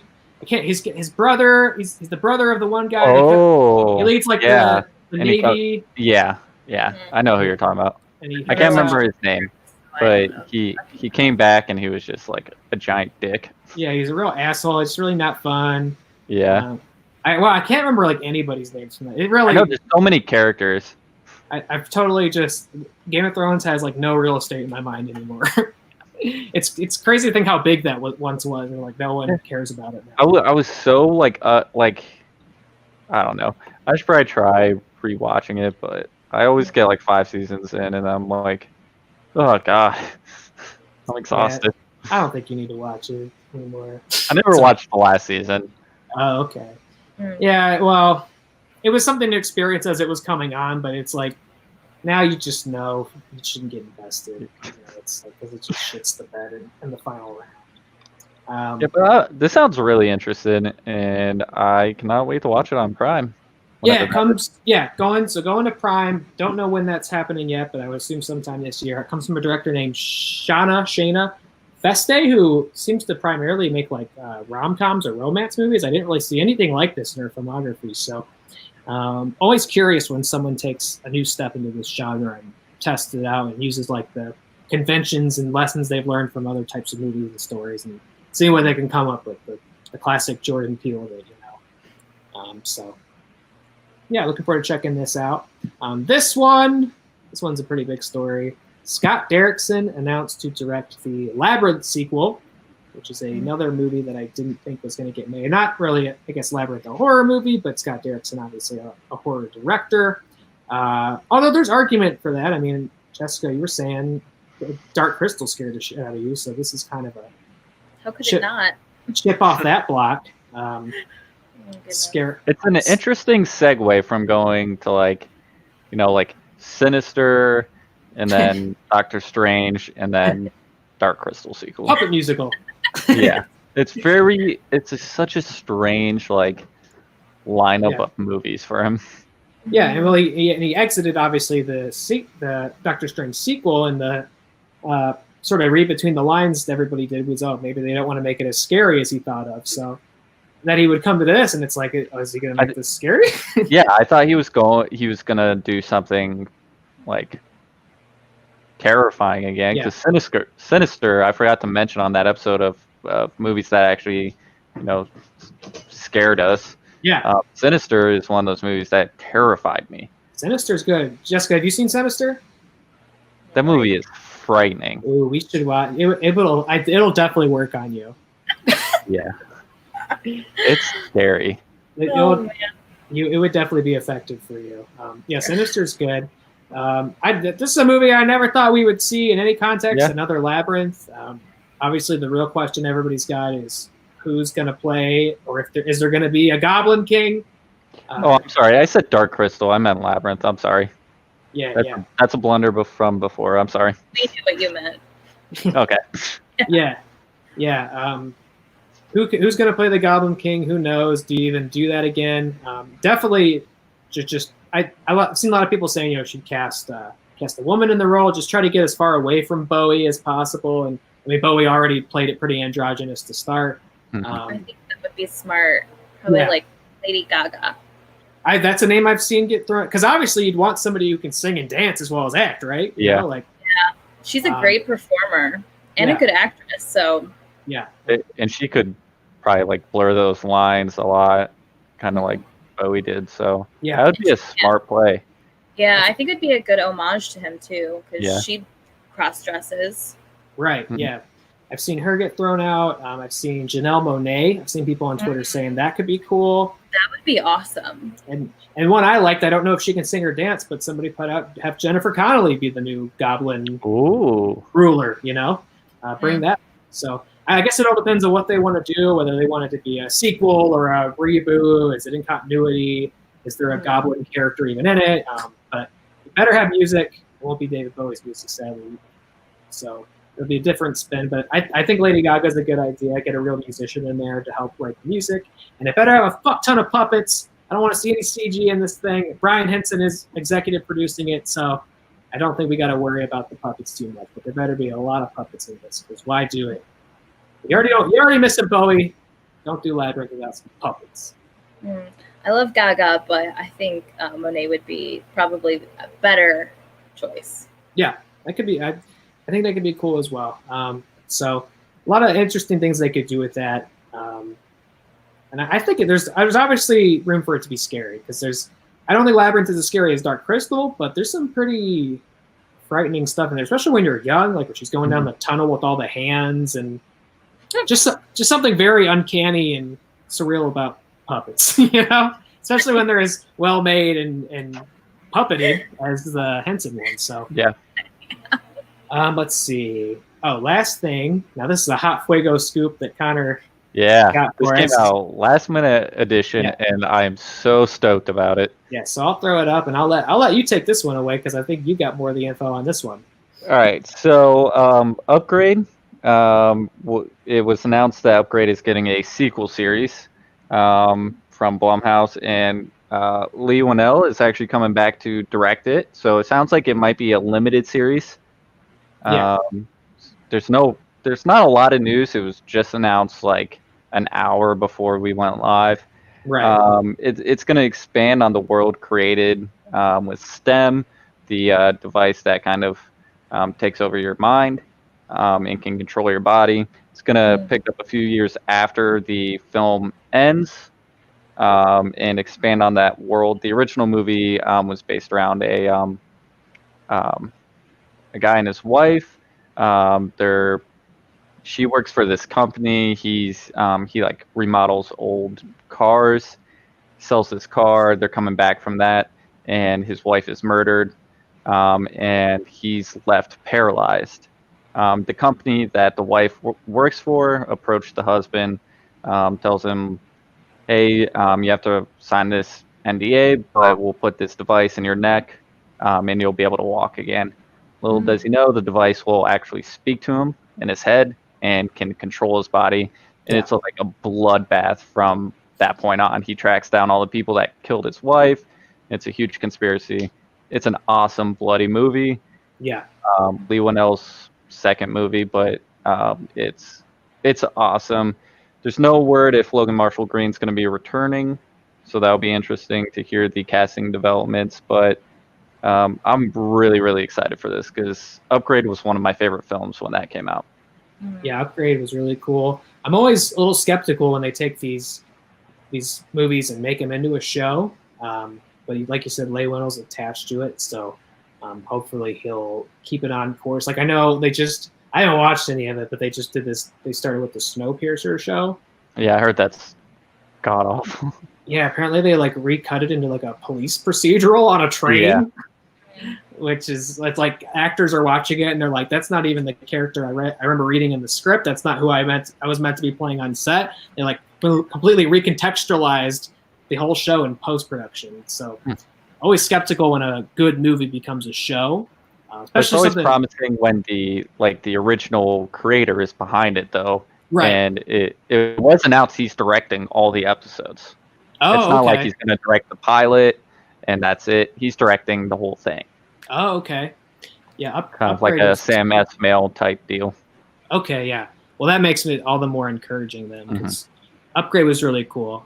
Jessica, did you see Upgrade by chance? Nope. We'll definitely check it out. Because it is that actor, is that the same guy that played the lead in The Invitation? Yep. Yes. Yeah, okay. Yeah. I thought he looked familiar. Yeah, Logan Marshall Green. Yep. I believe it's his name. Yeah, he's a really good actor.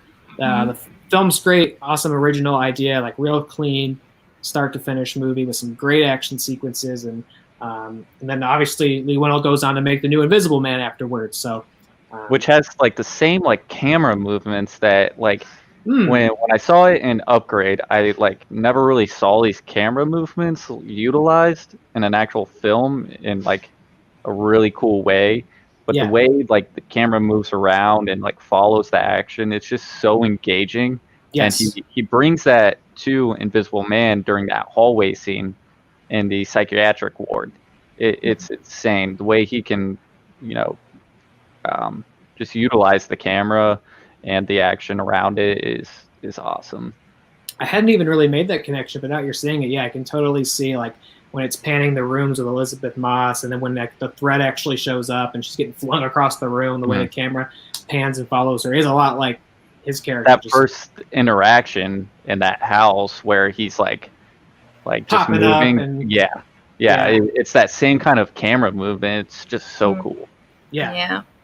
I'd not even made that connection. So yeah, got an upgrade show. Hope they don't fuck it up. Sounds like they won't. I hope they don't make it bland and they use that same style that Lay's like just amazing at. So and maybe they'll maybe they can get a little extra money, kind of pump up that sort of future which I think is why they're going TV series, is because he did mention he wanted to do a sequel but with a much bigger budget. Yeah. And Blum was probably like, can't do a movie with that big of a budget, but sign this deal.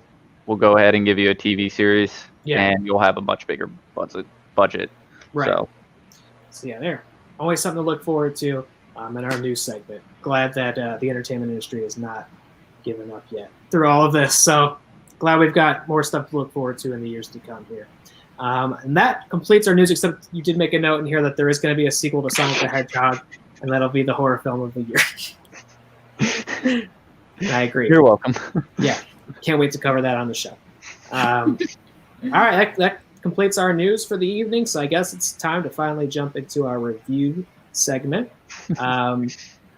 We will talk about, we missed it last week because of some technical difficulties, but first let's start off with the big bad blood machines. Look at that poster. Good poster, man. Good. I have some good notes on this. Yeah, so Jessica and I watched it last week. I haven't revisited it all, and I got a feeling Jessica did not watch Blood Machines again in my absence. No. But that said, I feel like I do remember most of it, but I'll let you take the lead on this since it's fresh just in your mind, Connor. What did you think of Blood Machines on Shudder? Do you want me to give my overall opinion first and then go into my notes, or go into my notes and then try to make you think where am I going with this? Whatever speed feels good to you. All right. Yeah. First, I want to say the score and the visuals are amazing, very striking. Really enjoyed that. The acting, meh. Interesting. Yeah, interesting. Very interesting choices. I do want to pull this this line that I noticed that kind of really stuck out to me. I remember just kind of I was probably eating. I looked down at whatever I was eating. And then I heard this line, and it immediately made my head shoot up. I've been fucking machines for so long, I'm starting to smell like them. Okay. Okay. And then he just drags this person to his ship. It definitely is a line that makes you ask questions. Yeah.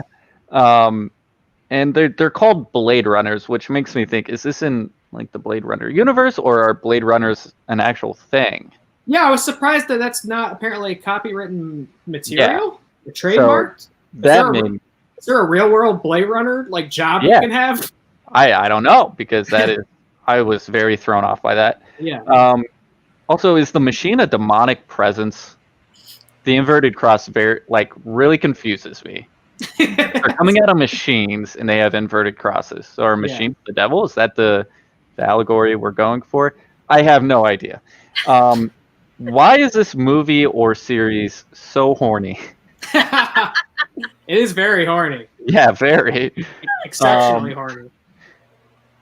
And there was also a scene where she was drinking his intestine juice. Seemed to be.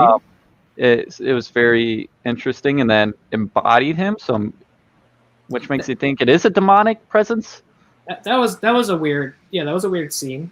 And then to cap it off, interpretive dance at the end. That was interpretive dance. They do get into a little bad romance routine at the end. Yeah. Overall, yeah. Okay. But those are my notes on it. Yeah. Thank you for listening. Okay. Yeah. We come to your TED Talk. Jessica, what did you think of Blood Machines? I was very confused. Do you think under any context you would have ever watched this had I not made you? No. But the first thought I had was, wow, this is really, really pretty. You know, Yeah. that was my first thought. But I didn't get the whole demonic vibe from it. I thought it from a woman's perspective more as how we live in a man's world, and women are trying to rebirth themselves. So in order to do that, they have to consume the man and put on a man's mask to take back over a woman's world. So that's just kind of how I took it. I thought it was super strange.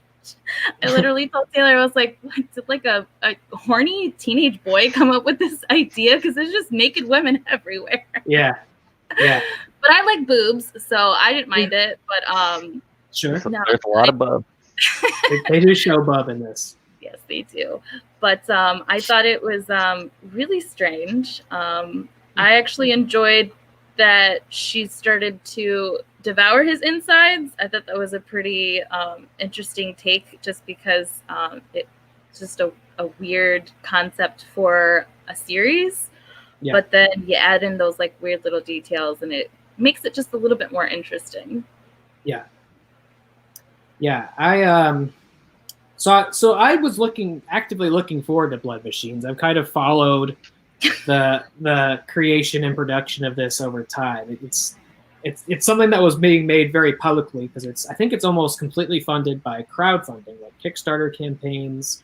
So people who believe in the project giving money and getting little bonuses in return. So it's totally a labor of love, I feel. The director I'm not familiar with his name's Seth Ickerman. He did make, what else did he make? He made something else that's got some fame on the line here. What else did he make for Blood Machines? I just can't remember the name of it.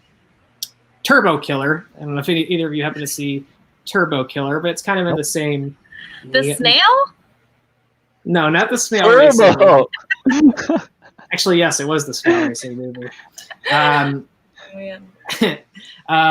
So he's got a presence on the internet, and this is the kind of like high octane, super 80s genre homage, synth neon stuff. That's definitely his wheelhouse. So I was kind of following this. What really got me in was the composer of the film, Carpenter Brute, who I've been a big fan of for a while. He blew up because he makes this crazy synthwave music, feels very John Carpenter-ish.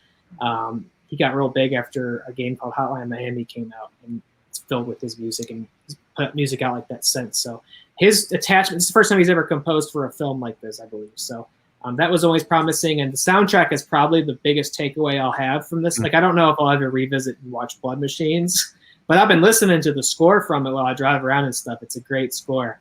I don't know this for sure, but I got a feeling that the way this movie came together was they said, this would look cool, this would look cool, what if we saw this? And then backwards engineered the story from there. That's what it felt like to me. It felt like to me they went, what about a giant naked woman pops out of a spaceship and has a glowing upside-down cross on her tummy, and you see her boobs and she rockets through space? What about that? And everybody was like, that would be cool. Let's do it. And then they went backwards and go, okay, so why would that happen in the story? Have you seen Blade Runner? Yeah, what's one of those Blade Runners in there? That's what it felt like to me. It does have a really cool aesthetic. Not quite as crisp as like this would look on a Hollywood budget, but still pretty damn impressive for something that was with crowdfunding. Obviously, pretty much predominantly green screen. Put a couple actors in a warehouse with some green screens and make it all in post. That was obviously what took the most time, but a very light script probably. Like, there probably wasn't much in the script. It was just like, I don't know, say your lines and then we'll have fun and figure out what the hell's going on around you afterwards, right? That's what I thought. It was an aesthetic. It's like an aesthetic thing, It was like a really long music video. It was all killer, no filler. Yeah, but yeah, definitely a style over substance type thing, which is good once in a while. If this were longer, I might get exhausted with it. And at 50 minutes, it still might play a little long for some folks, but it's more of an experience, I would say. You sit down and experience it once. You see some shit you've never seen before. Mm-hmm. You get some cool music out of it, and that's probably all there is to it. It was a labor of love. Some guy thought of some cool shit he wanted to see, and he went out there, and now you saw it. I think it's so funny your guys' perspective versus. Matt is super horny. It's got to be said. He keeps spamming chat with bub messages. He's hornier than this film. Oh my gosh. Well, sorry, go on. You said it's something about our perspectives? Yeah, I think it's just funny to take from like a female's perspective versus a male's perspective. Yeah. Like how I see it is that, they take women and they put them in this place that they're on a lower totem pole than the man. And then obviously it shows how over-sexualized women have become because of men. And in order for women to take their power back and to be taken seriously is that they have to take over the man. It's just interesting that your guys' perspective. No, I think I think if you want to read into the film and try to think about it from a story standpoint, I think you're totally on the money there. Yeah, but I think there's just no backstory for me to like make that connection. Right. They just show up and then they're like, we're taking apart this ship. Yeah, it's very in media res. It's just like, we're going to drop you off in this world and we're not going to take a second to try to establish what is, like, is this normal? Does this happen once in a while that a spaceship crashes and turns into a naked lady ghost and flies to space? It seems like maybe it's happened before, because then they go out there and there's all those other spaceships and they have lady ghosts and they which again, I like a ghost when he's in space, or she. I like a naked woman when she's in space. I like a naked woman flying around like a rocket ship. I love when that happens. And that's why I think, again, they were just like, let's give you an aesthetic, let's give you a vibe and an atmosphere, and let's just play with it. And we're not going to bother trying to be like, well, this is this character, and this is what his life's like, and this is what he wants. Like, didn't take a second to explain stuff. They're just like, if you're gonna go on this ride with us, we don't need to explain anything with you. I think was their feel. Like, they know who their audience was. I mean, it was literally funded by their audience. So hopefully they got what they wanted out of it. And let's go ahead and give. Oh, go ahead. What's that? I was gonna say, let's go ahead and give how many butcher knives. I think this one we should rate it on a glow stick scale. A glow stick? Okay, yeah, absolutely. Or a boob scale. Boob scale? I would say out of what, 5 pairs? 5. Or are we doing singular pair, like singular boobs? Let's say 5 potential pairs of boobs. Okay. So this is why they made this. I give it a pair and a half. Wow. So 3 boobs altogether. Out of 5 potential pairs. 3 singular boobs. Yes. Okay. Wait a minute. Hold on. Are we doing singular boobs or pairs? Pairs, and you said one and a half, so that would be in total, I believe, 3 boobs. But equal to 1.5 stars, I guess. Yeah, so 2 boobs is 1 star. And then half a star would be 1 boob. So 3 boobs. Yeah. Jessica, how many boobs would you give this? Pairs of boobs. I'm going to give this 2.75 stars out of 5 stars. I calculate how many boobs that is. Of course, you're a man. There's an incomplete boob in there. I think there was a lot of symbolism in the movie. For instance, the older gentleman, I remember that the ship itself had said that he had treated her with respect and never, raised a hand to her. But as soon as she started to take over, he wanted to destroy her. So it's I think it has a lot more to it than the whole boob thing and the horny guy in the basement. But I just think it depends. This guy? This guy? That guy. Yeah. We're just messing with you, Matt. We love you. That's what happens when producer Matt's not here behind the scenes. That's okay. It goes off the rails. There's enough boobs for everybody, Matt. It's okay. But I think that also depends on your audience and their perspective of it. So for myself, 2.75 out of 5 stars. Not boobs. Okay. She kept it in stars, a little more coherent there. Respect. I will go 3 stars or pairs out of a potential 5. Because I did enjoy it. I did enjoy it. Like I said, more of an experience, I think, than a narrative film. I'm usually a story guy, but sometimes just giving me something cool to look at. It's kind of got like a what if Ridley Scott made Star Trek vibe or something like that, Mm-hmm. or even kind of reminds me of like certain anime. Like I kind of got like a Cowboy Bebop vibe. I thought like when like European dude was totally going to be like your typical like space rogue character, but he was a total misogynist dickhead, robot abuser. But no, I think it's more about the visuals. I think that was their priority. And in that respect, I think they made a very visually interesting film. The music's great. It's got an awesome aesthetic. I'm glad it got made. Seems like it got made how they wanted it to, and I did enjoy watching it. Don't know if I'll come back to it, but I'm glad I saw it at least the one time. So I'll give Blood Machines a 3 out of 5. As far as short films go, this one was super fucking rad. Mm-hmm. Would you guys recommend it? I would definitely recommend checking it out. Yeah. It's an experience. I don't think you'll have seen anything really like it before. It's pretty unique, and if you look like the neon retro, synthesizer thing it's been pretty big for a couple years. This is like that taken to its craziest extremity. I feel it's totally got that Outrun vibe. So if that's what you like, you're gonna love this. I think it's worth experiencing at least one time. It doesn't take up too much of your time either. Yeah, and it's quick. It's we talked about this would be a sweet like theme park ride. It'd be terrifying. This would be a sweet 4D ride. Yeah. Oh shit. All right, we'll go into our next review film.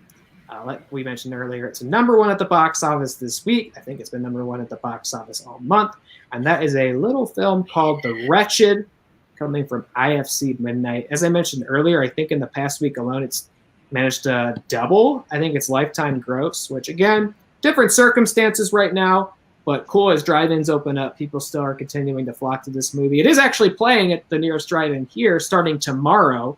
So if you guys haven't seen it, the Autorama in North Ridgeville is doing it as a double feature with Knives Out. Not a lot in common between those two movies, but except that they're both, well, I don't want to say too much about The Wretched, but they're both pretty damn good. So they're both good, yeah. If you haven't seen it, I almost wish I'd known about that so we could have done this next week. So we could have watched it for the first time at the drive-in, because that would be really cool. But yeah, it's doing well. No, I'm not seeing it tomorrow because I already watched it. Unless Jessica wants to go see it. If you want to go to the drive-in, I'm always down to go to the drive-in. I love care. Knives Out. Knives Out was so good. Yeah. And Knives I could scare. What's that? I said Knives Out was really good. Yeah. I could scare everybody else that's there with my screaming.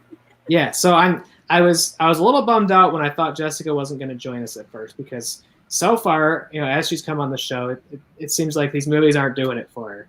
And they always end with her going, "Would you say that was a horror movie?" I don't think it was very scary. Well, I knew like 15 minutes in, she thought this one was scary. No, it wasn't even 15 minutes in. It was like the first scene. The movie. Oh my god. The first scene, yeah. Before we bounce into spoilers, and I think we definitely will, again, because if people haven't seen this movie, obviously it's available on demand, just about anywhere you'd rent a movie. But if you can find a drive-in screening to see it, I think that's an awesome way to go see it and help beef up that box office before the multiplexes start opening back up again, whenever that might be. So we'll go around and give some surface thoughts on The Wretched, and I'll start with Jessica because I'm so excited to talk about a horror movie that I Keep think going first. that I think she liked. I did enjoy it. I was so scared. Yeah. I think I let out a really, really big scream in the middle of the movie before it got really, really intense. But I enjoyed it. It wasn't a very long movie. I thought it stayed pretty much to the point, which I enjoyed very much. Even the one scene where he's on the bus and the lady turns to him and says that, I was like, I literally told Taylor, I was like, wow, that was a waste of a scene. But then later on you find out, no, it wasn't. Yeah. It's a really important scene. So I thought it was done very tastefully. The acting was really good. I liked all the jump scares. I enjoyed this movie a lot. Even though it scared the bejeebies out of me. And I'll have to watch The Office or Parks and Rec before I go to bed.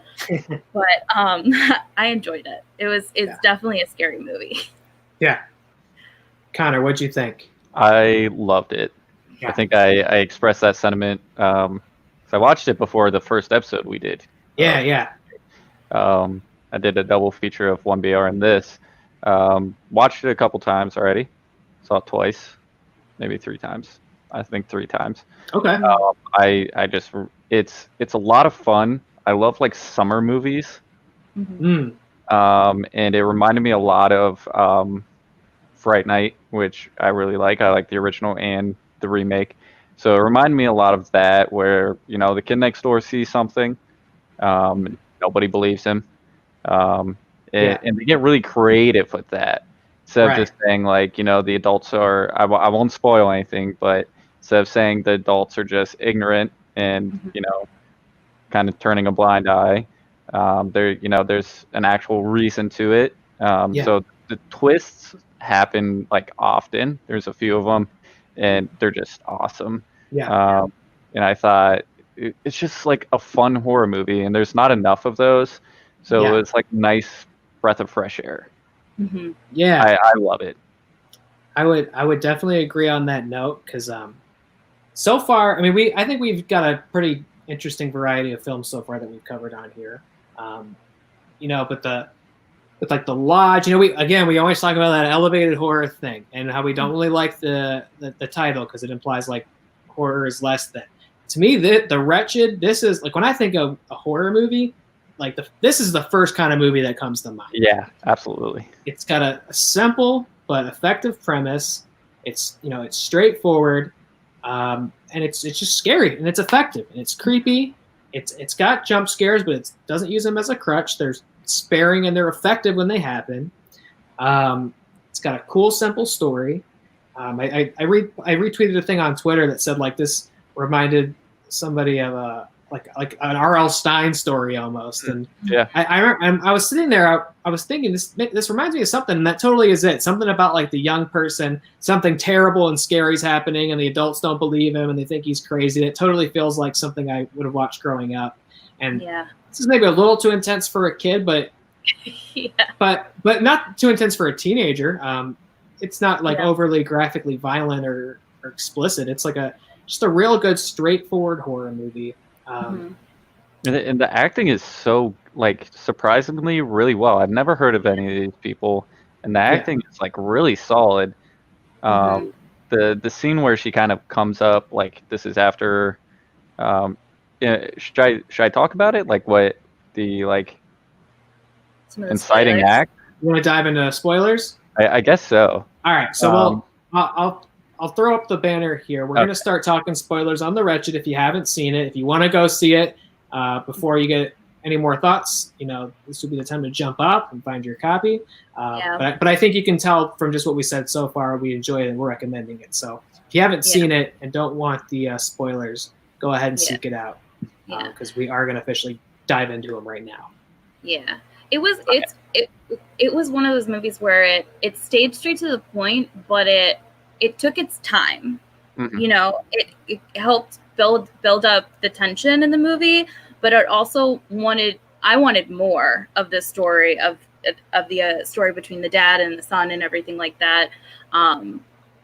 It was just done so well. So well. Yeah. In response to that, I did find myself wanting more, but not in a bad way. Not that I wish they would expand upon things. It's just I want to revisit this world again, and I hope I get to.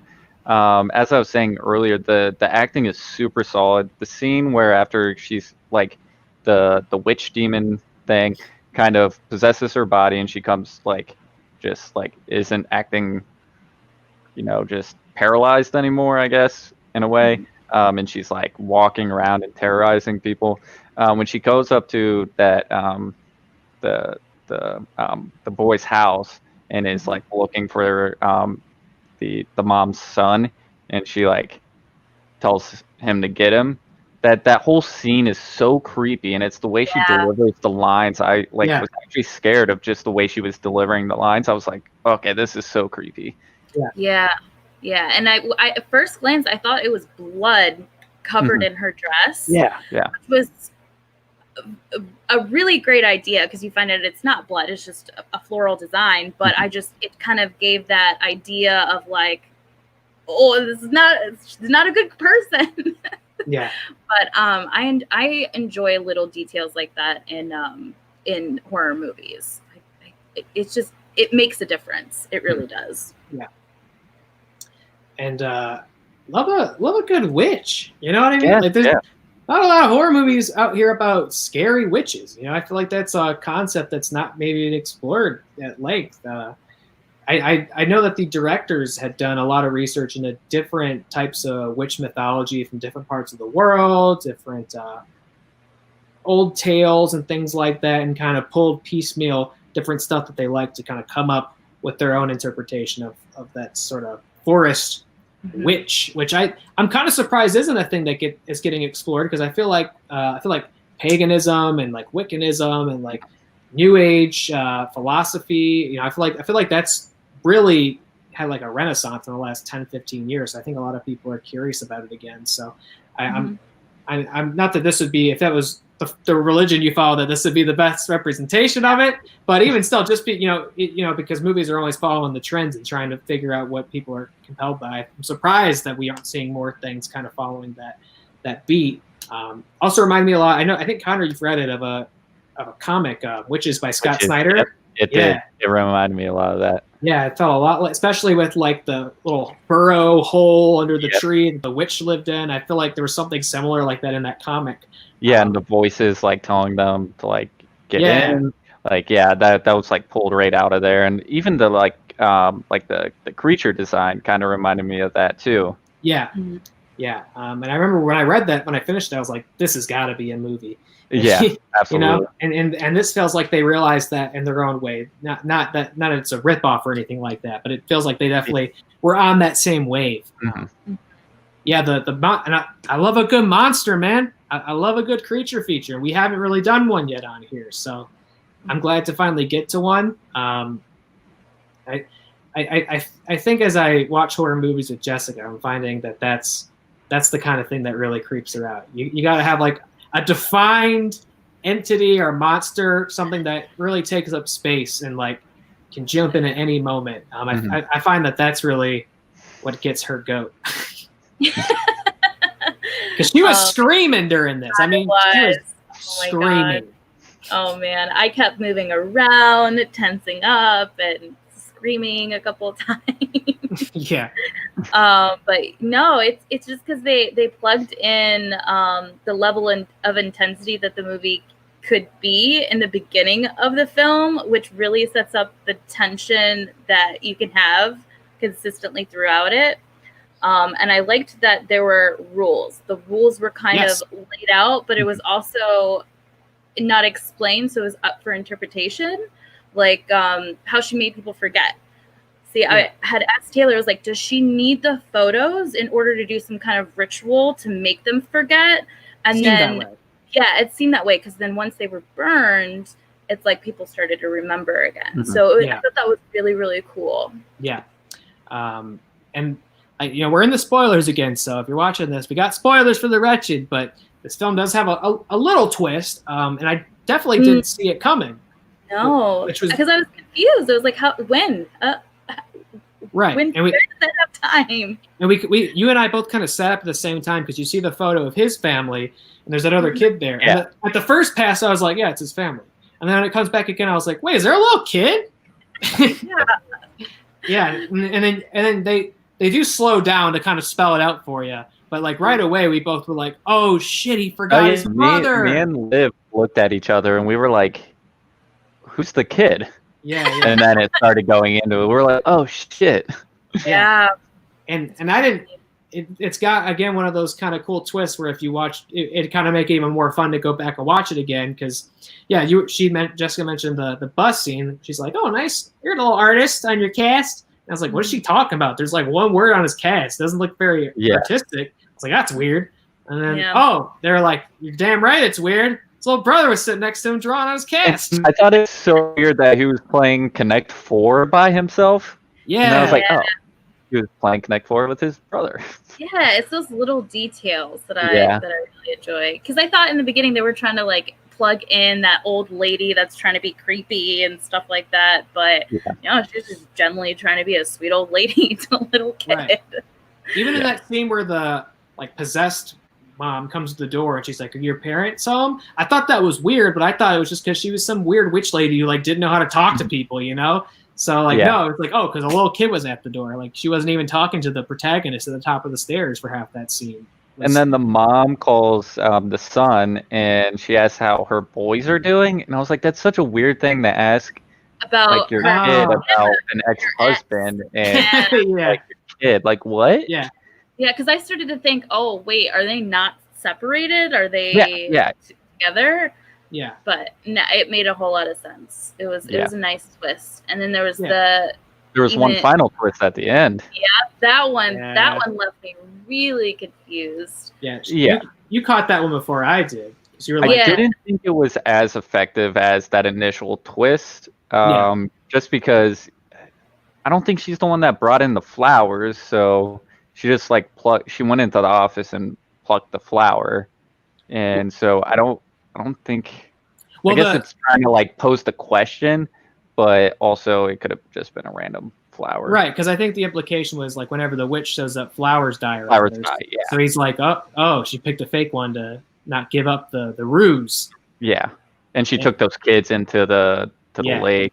So yeah, it definitely gets you thinking like maybe she is, but also we didn't see anything else to implicate. Yeah, it's and I said this last time on Daniel Isn't Real. I got nothing wrong with a darker, cynical ending in a horror movie. It's pretty appropriate to the genre. And I remember when I thought this was about to be over, I was like, oh, cool. This is like the first happy ending we've ever had on this show so far. And they're like, no. It's as happy as any of them have been so far, but you get a little horror movie stinger at the end, which is cool. I think the little twists like that are clever enough, but they aren't so big that they like break up the narrative of the movie. You know, they don't become distracting. They only add to the story you're already experiencing. So I think like a little stinger like that I think is kind of fun. You know, it's and this is one of the. I'm sorry. Go ahead. I was gonna say this is one of those rare movies that I actually do hope a sequel gets made, and you know I do have hope that with that cliffhanger ending and the success it's having right now during this time, in the response it's getting, I think it's poised to have a sequel, and I would be more than happy for that. Yeah, it seems deserved. And at the very least, if not a sequel, I hope this is like that springboard for these directors to get even more cool stuff made. This is great. You know, a clean, quick, straight to the point, original script, not based on anything. I mean, loosely on some witch mythology and stuff, but not adapting anything directly. And I mean, you love to see it. And those are the kinds of creative minds in filmmaking that I want to get those wheelbarrows of money to do whatever they want, Yeah. So much good creepy imagery in this too. Mm-hmm. And they really do that classic horror movie trick of like not showing too much until it's time to show you everything. Yeah.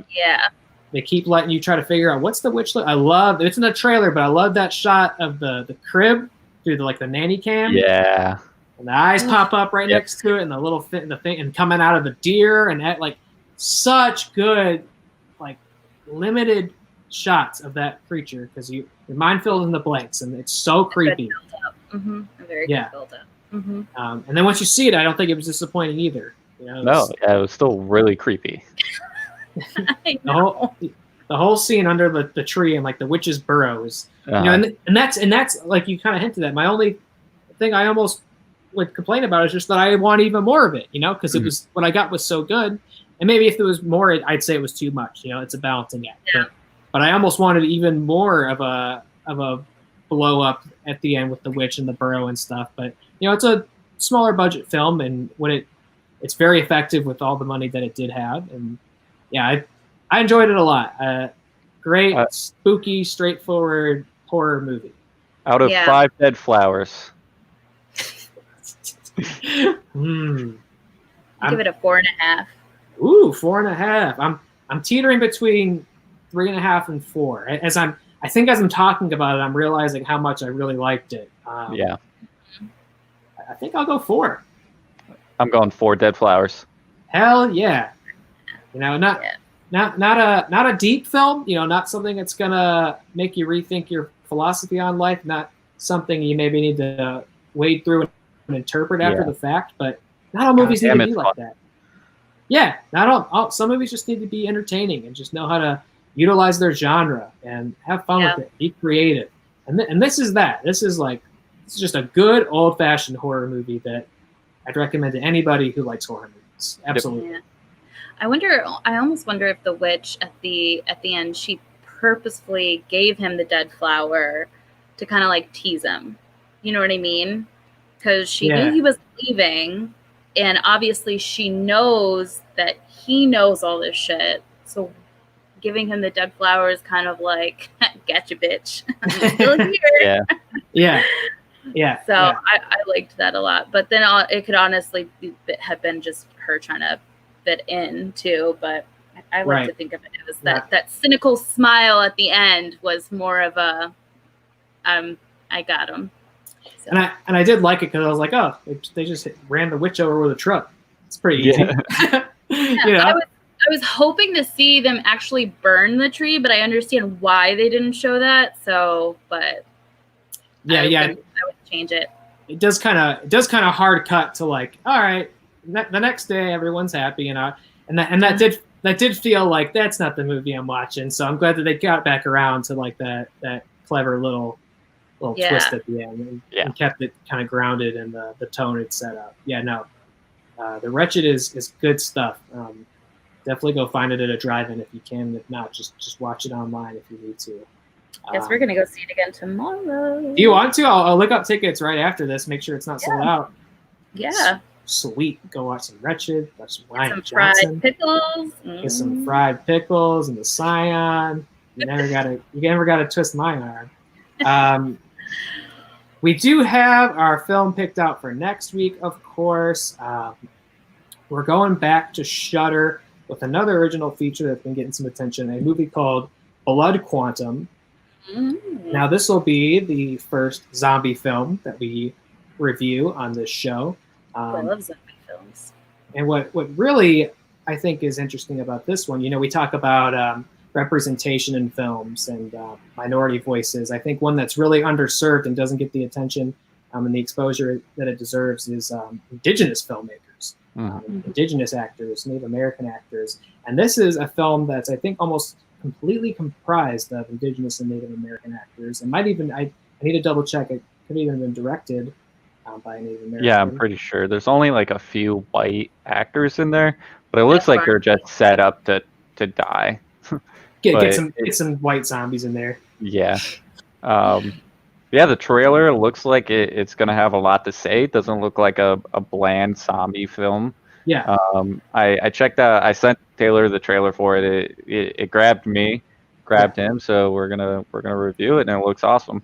Yeah, it looks like it's into like a zombie apocalypse, and it takes place on a native reservation where I think all the people on that land are immune to the virus or something like that. So people obviously are coming from all around trying to get in.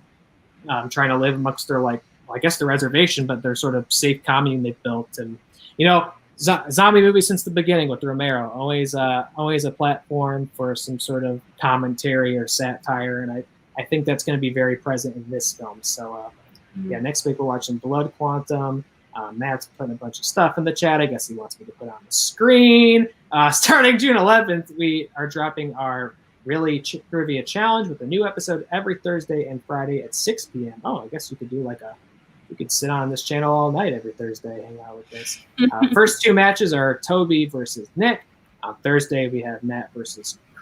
on Thursday, followed by Matt versus Chris on Friday. I believe I will have the winner of Toby versus Nick, and Connor has the winner of Matt versus Chris. So come back and see some trivia when it's time for that. Sunday at 7, new Real Talk, where we will have the latest Sonic the Hedgehog news. Thank God.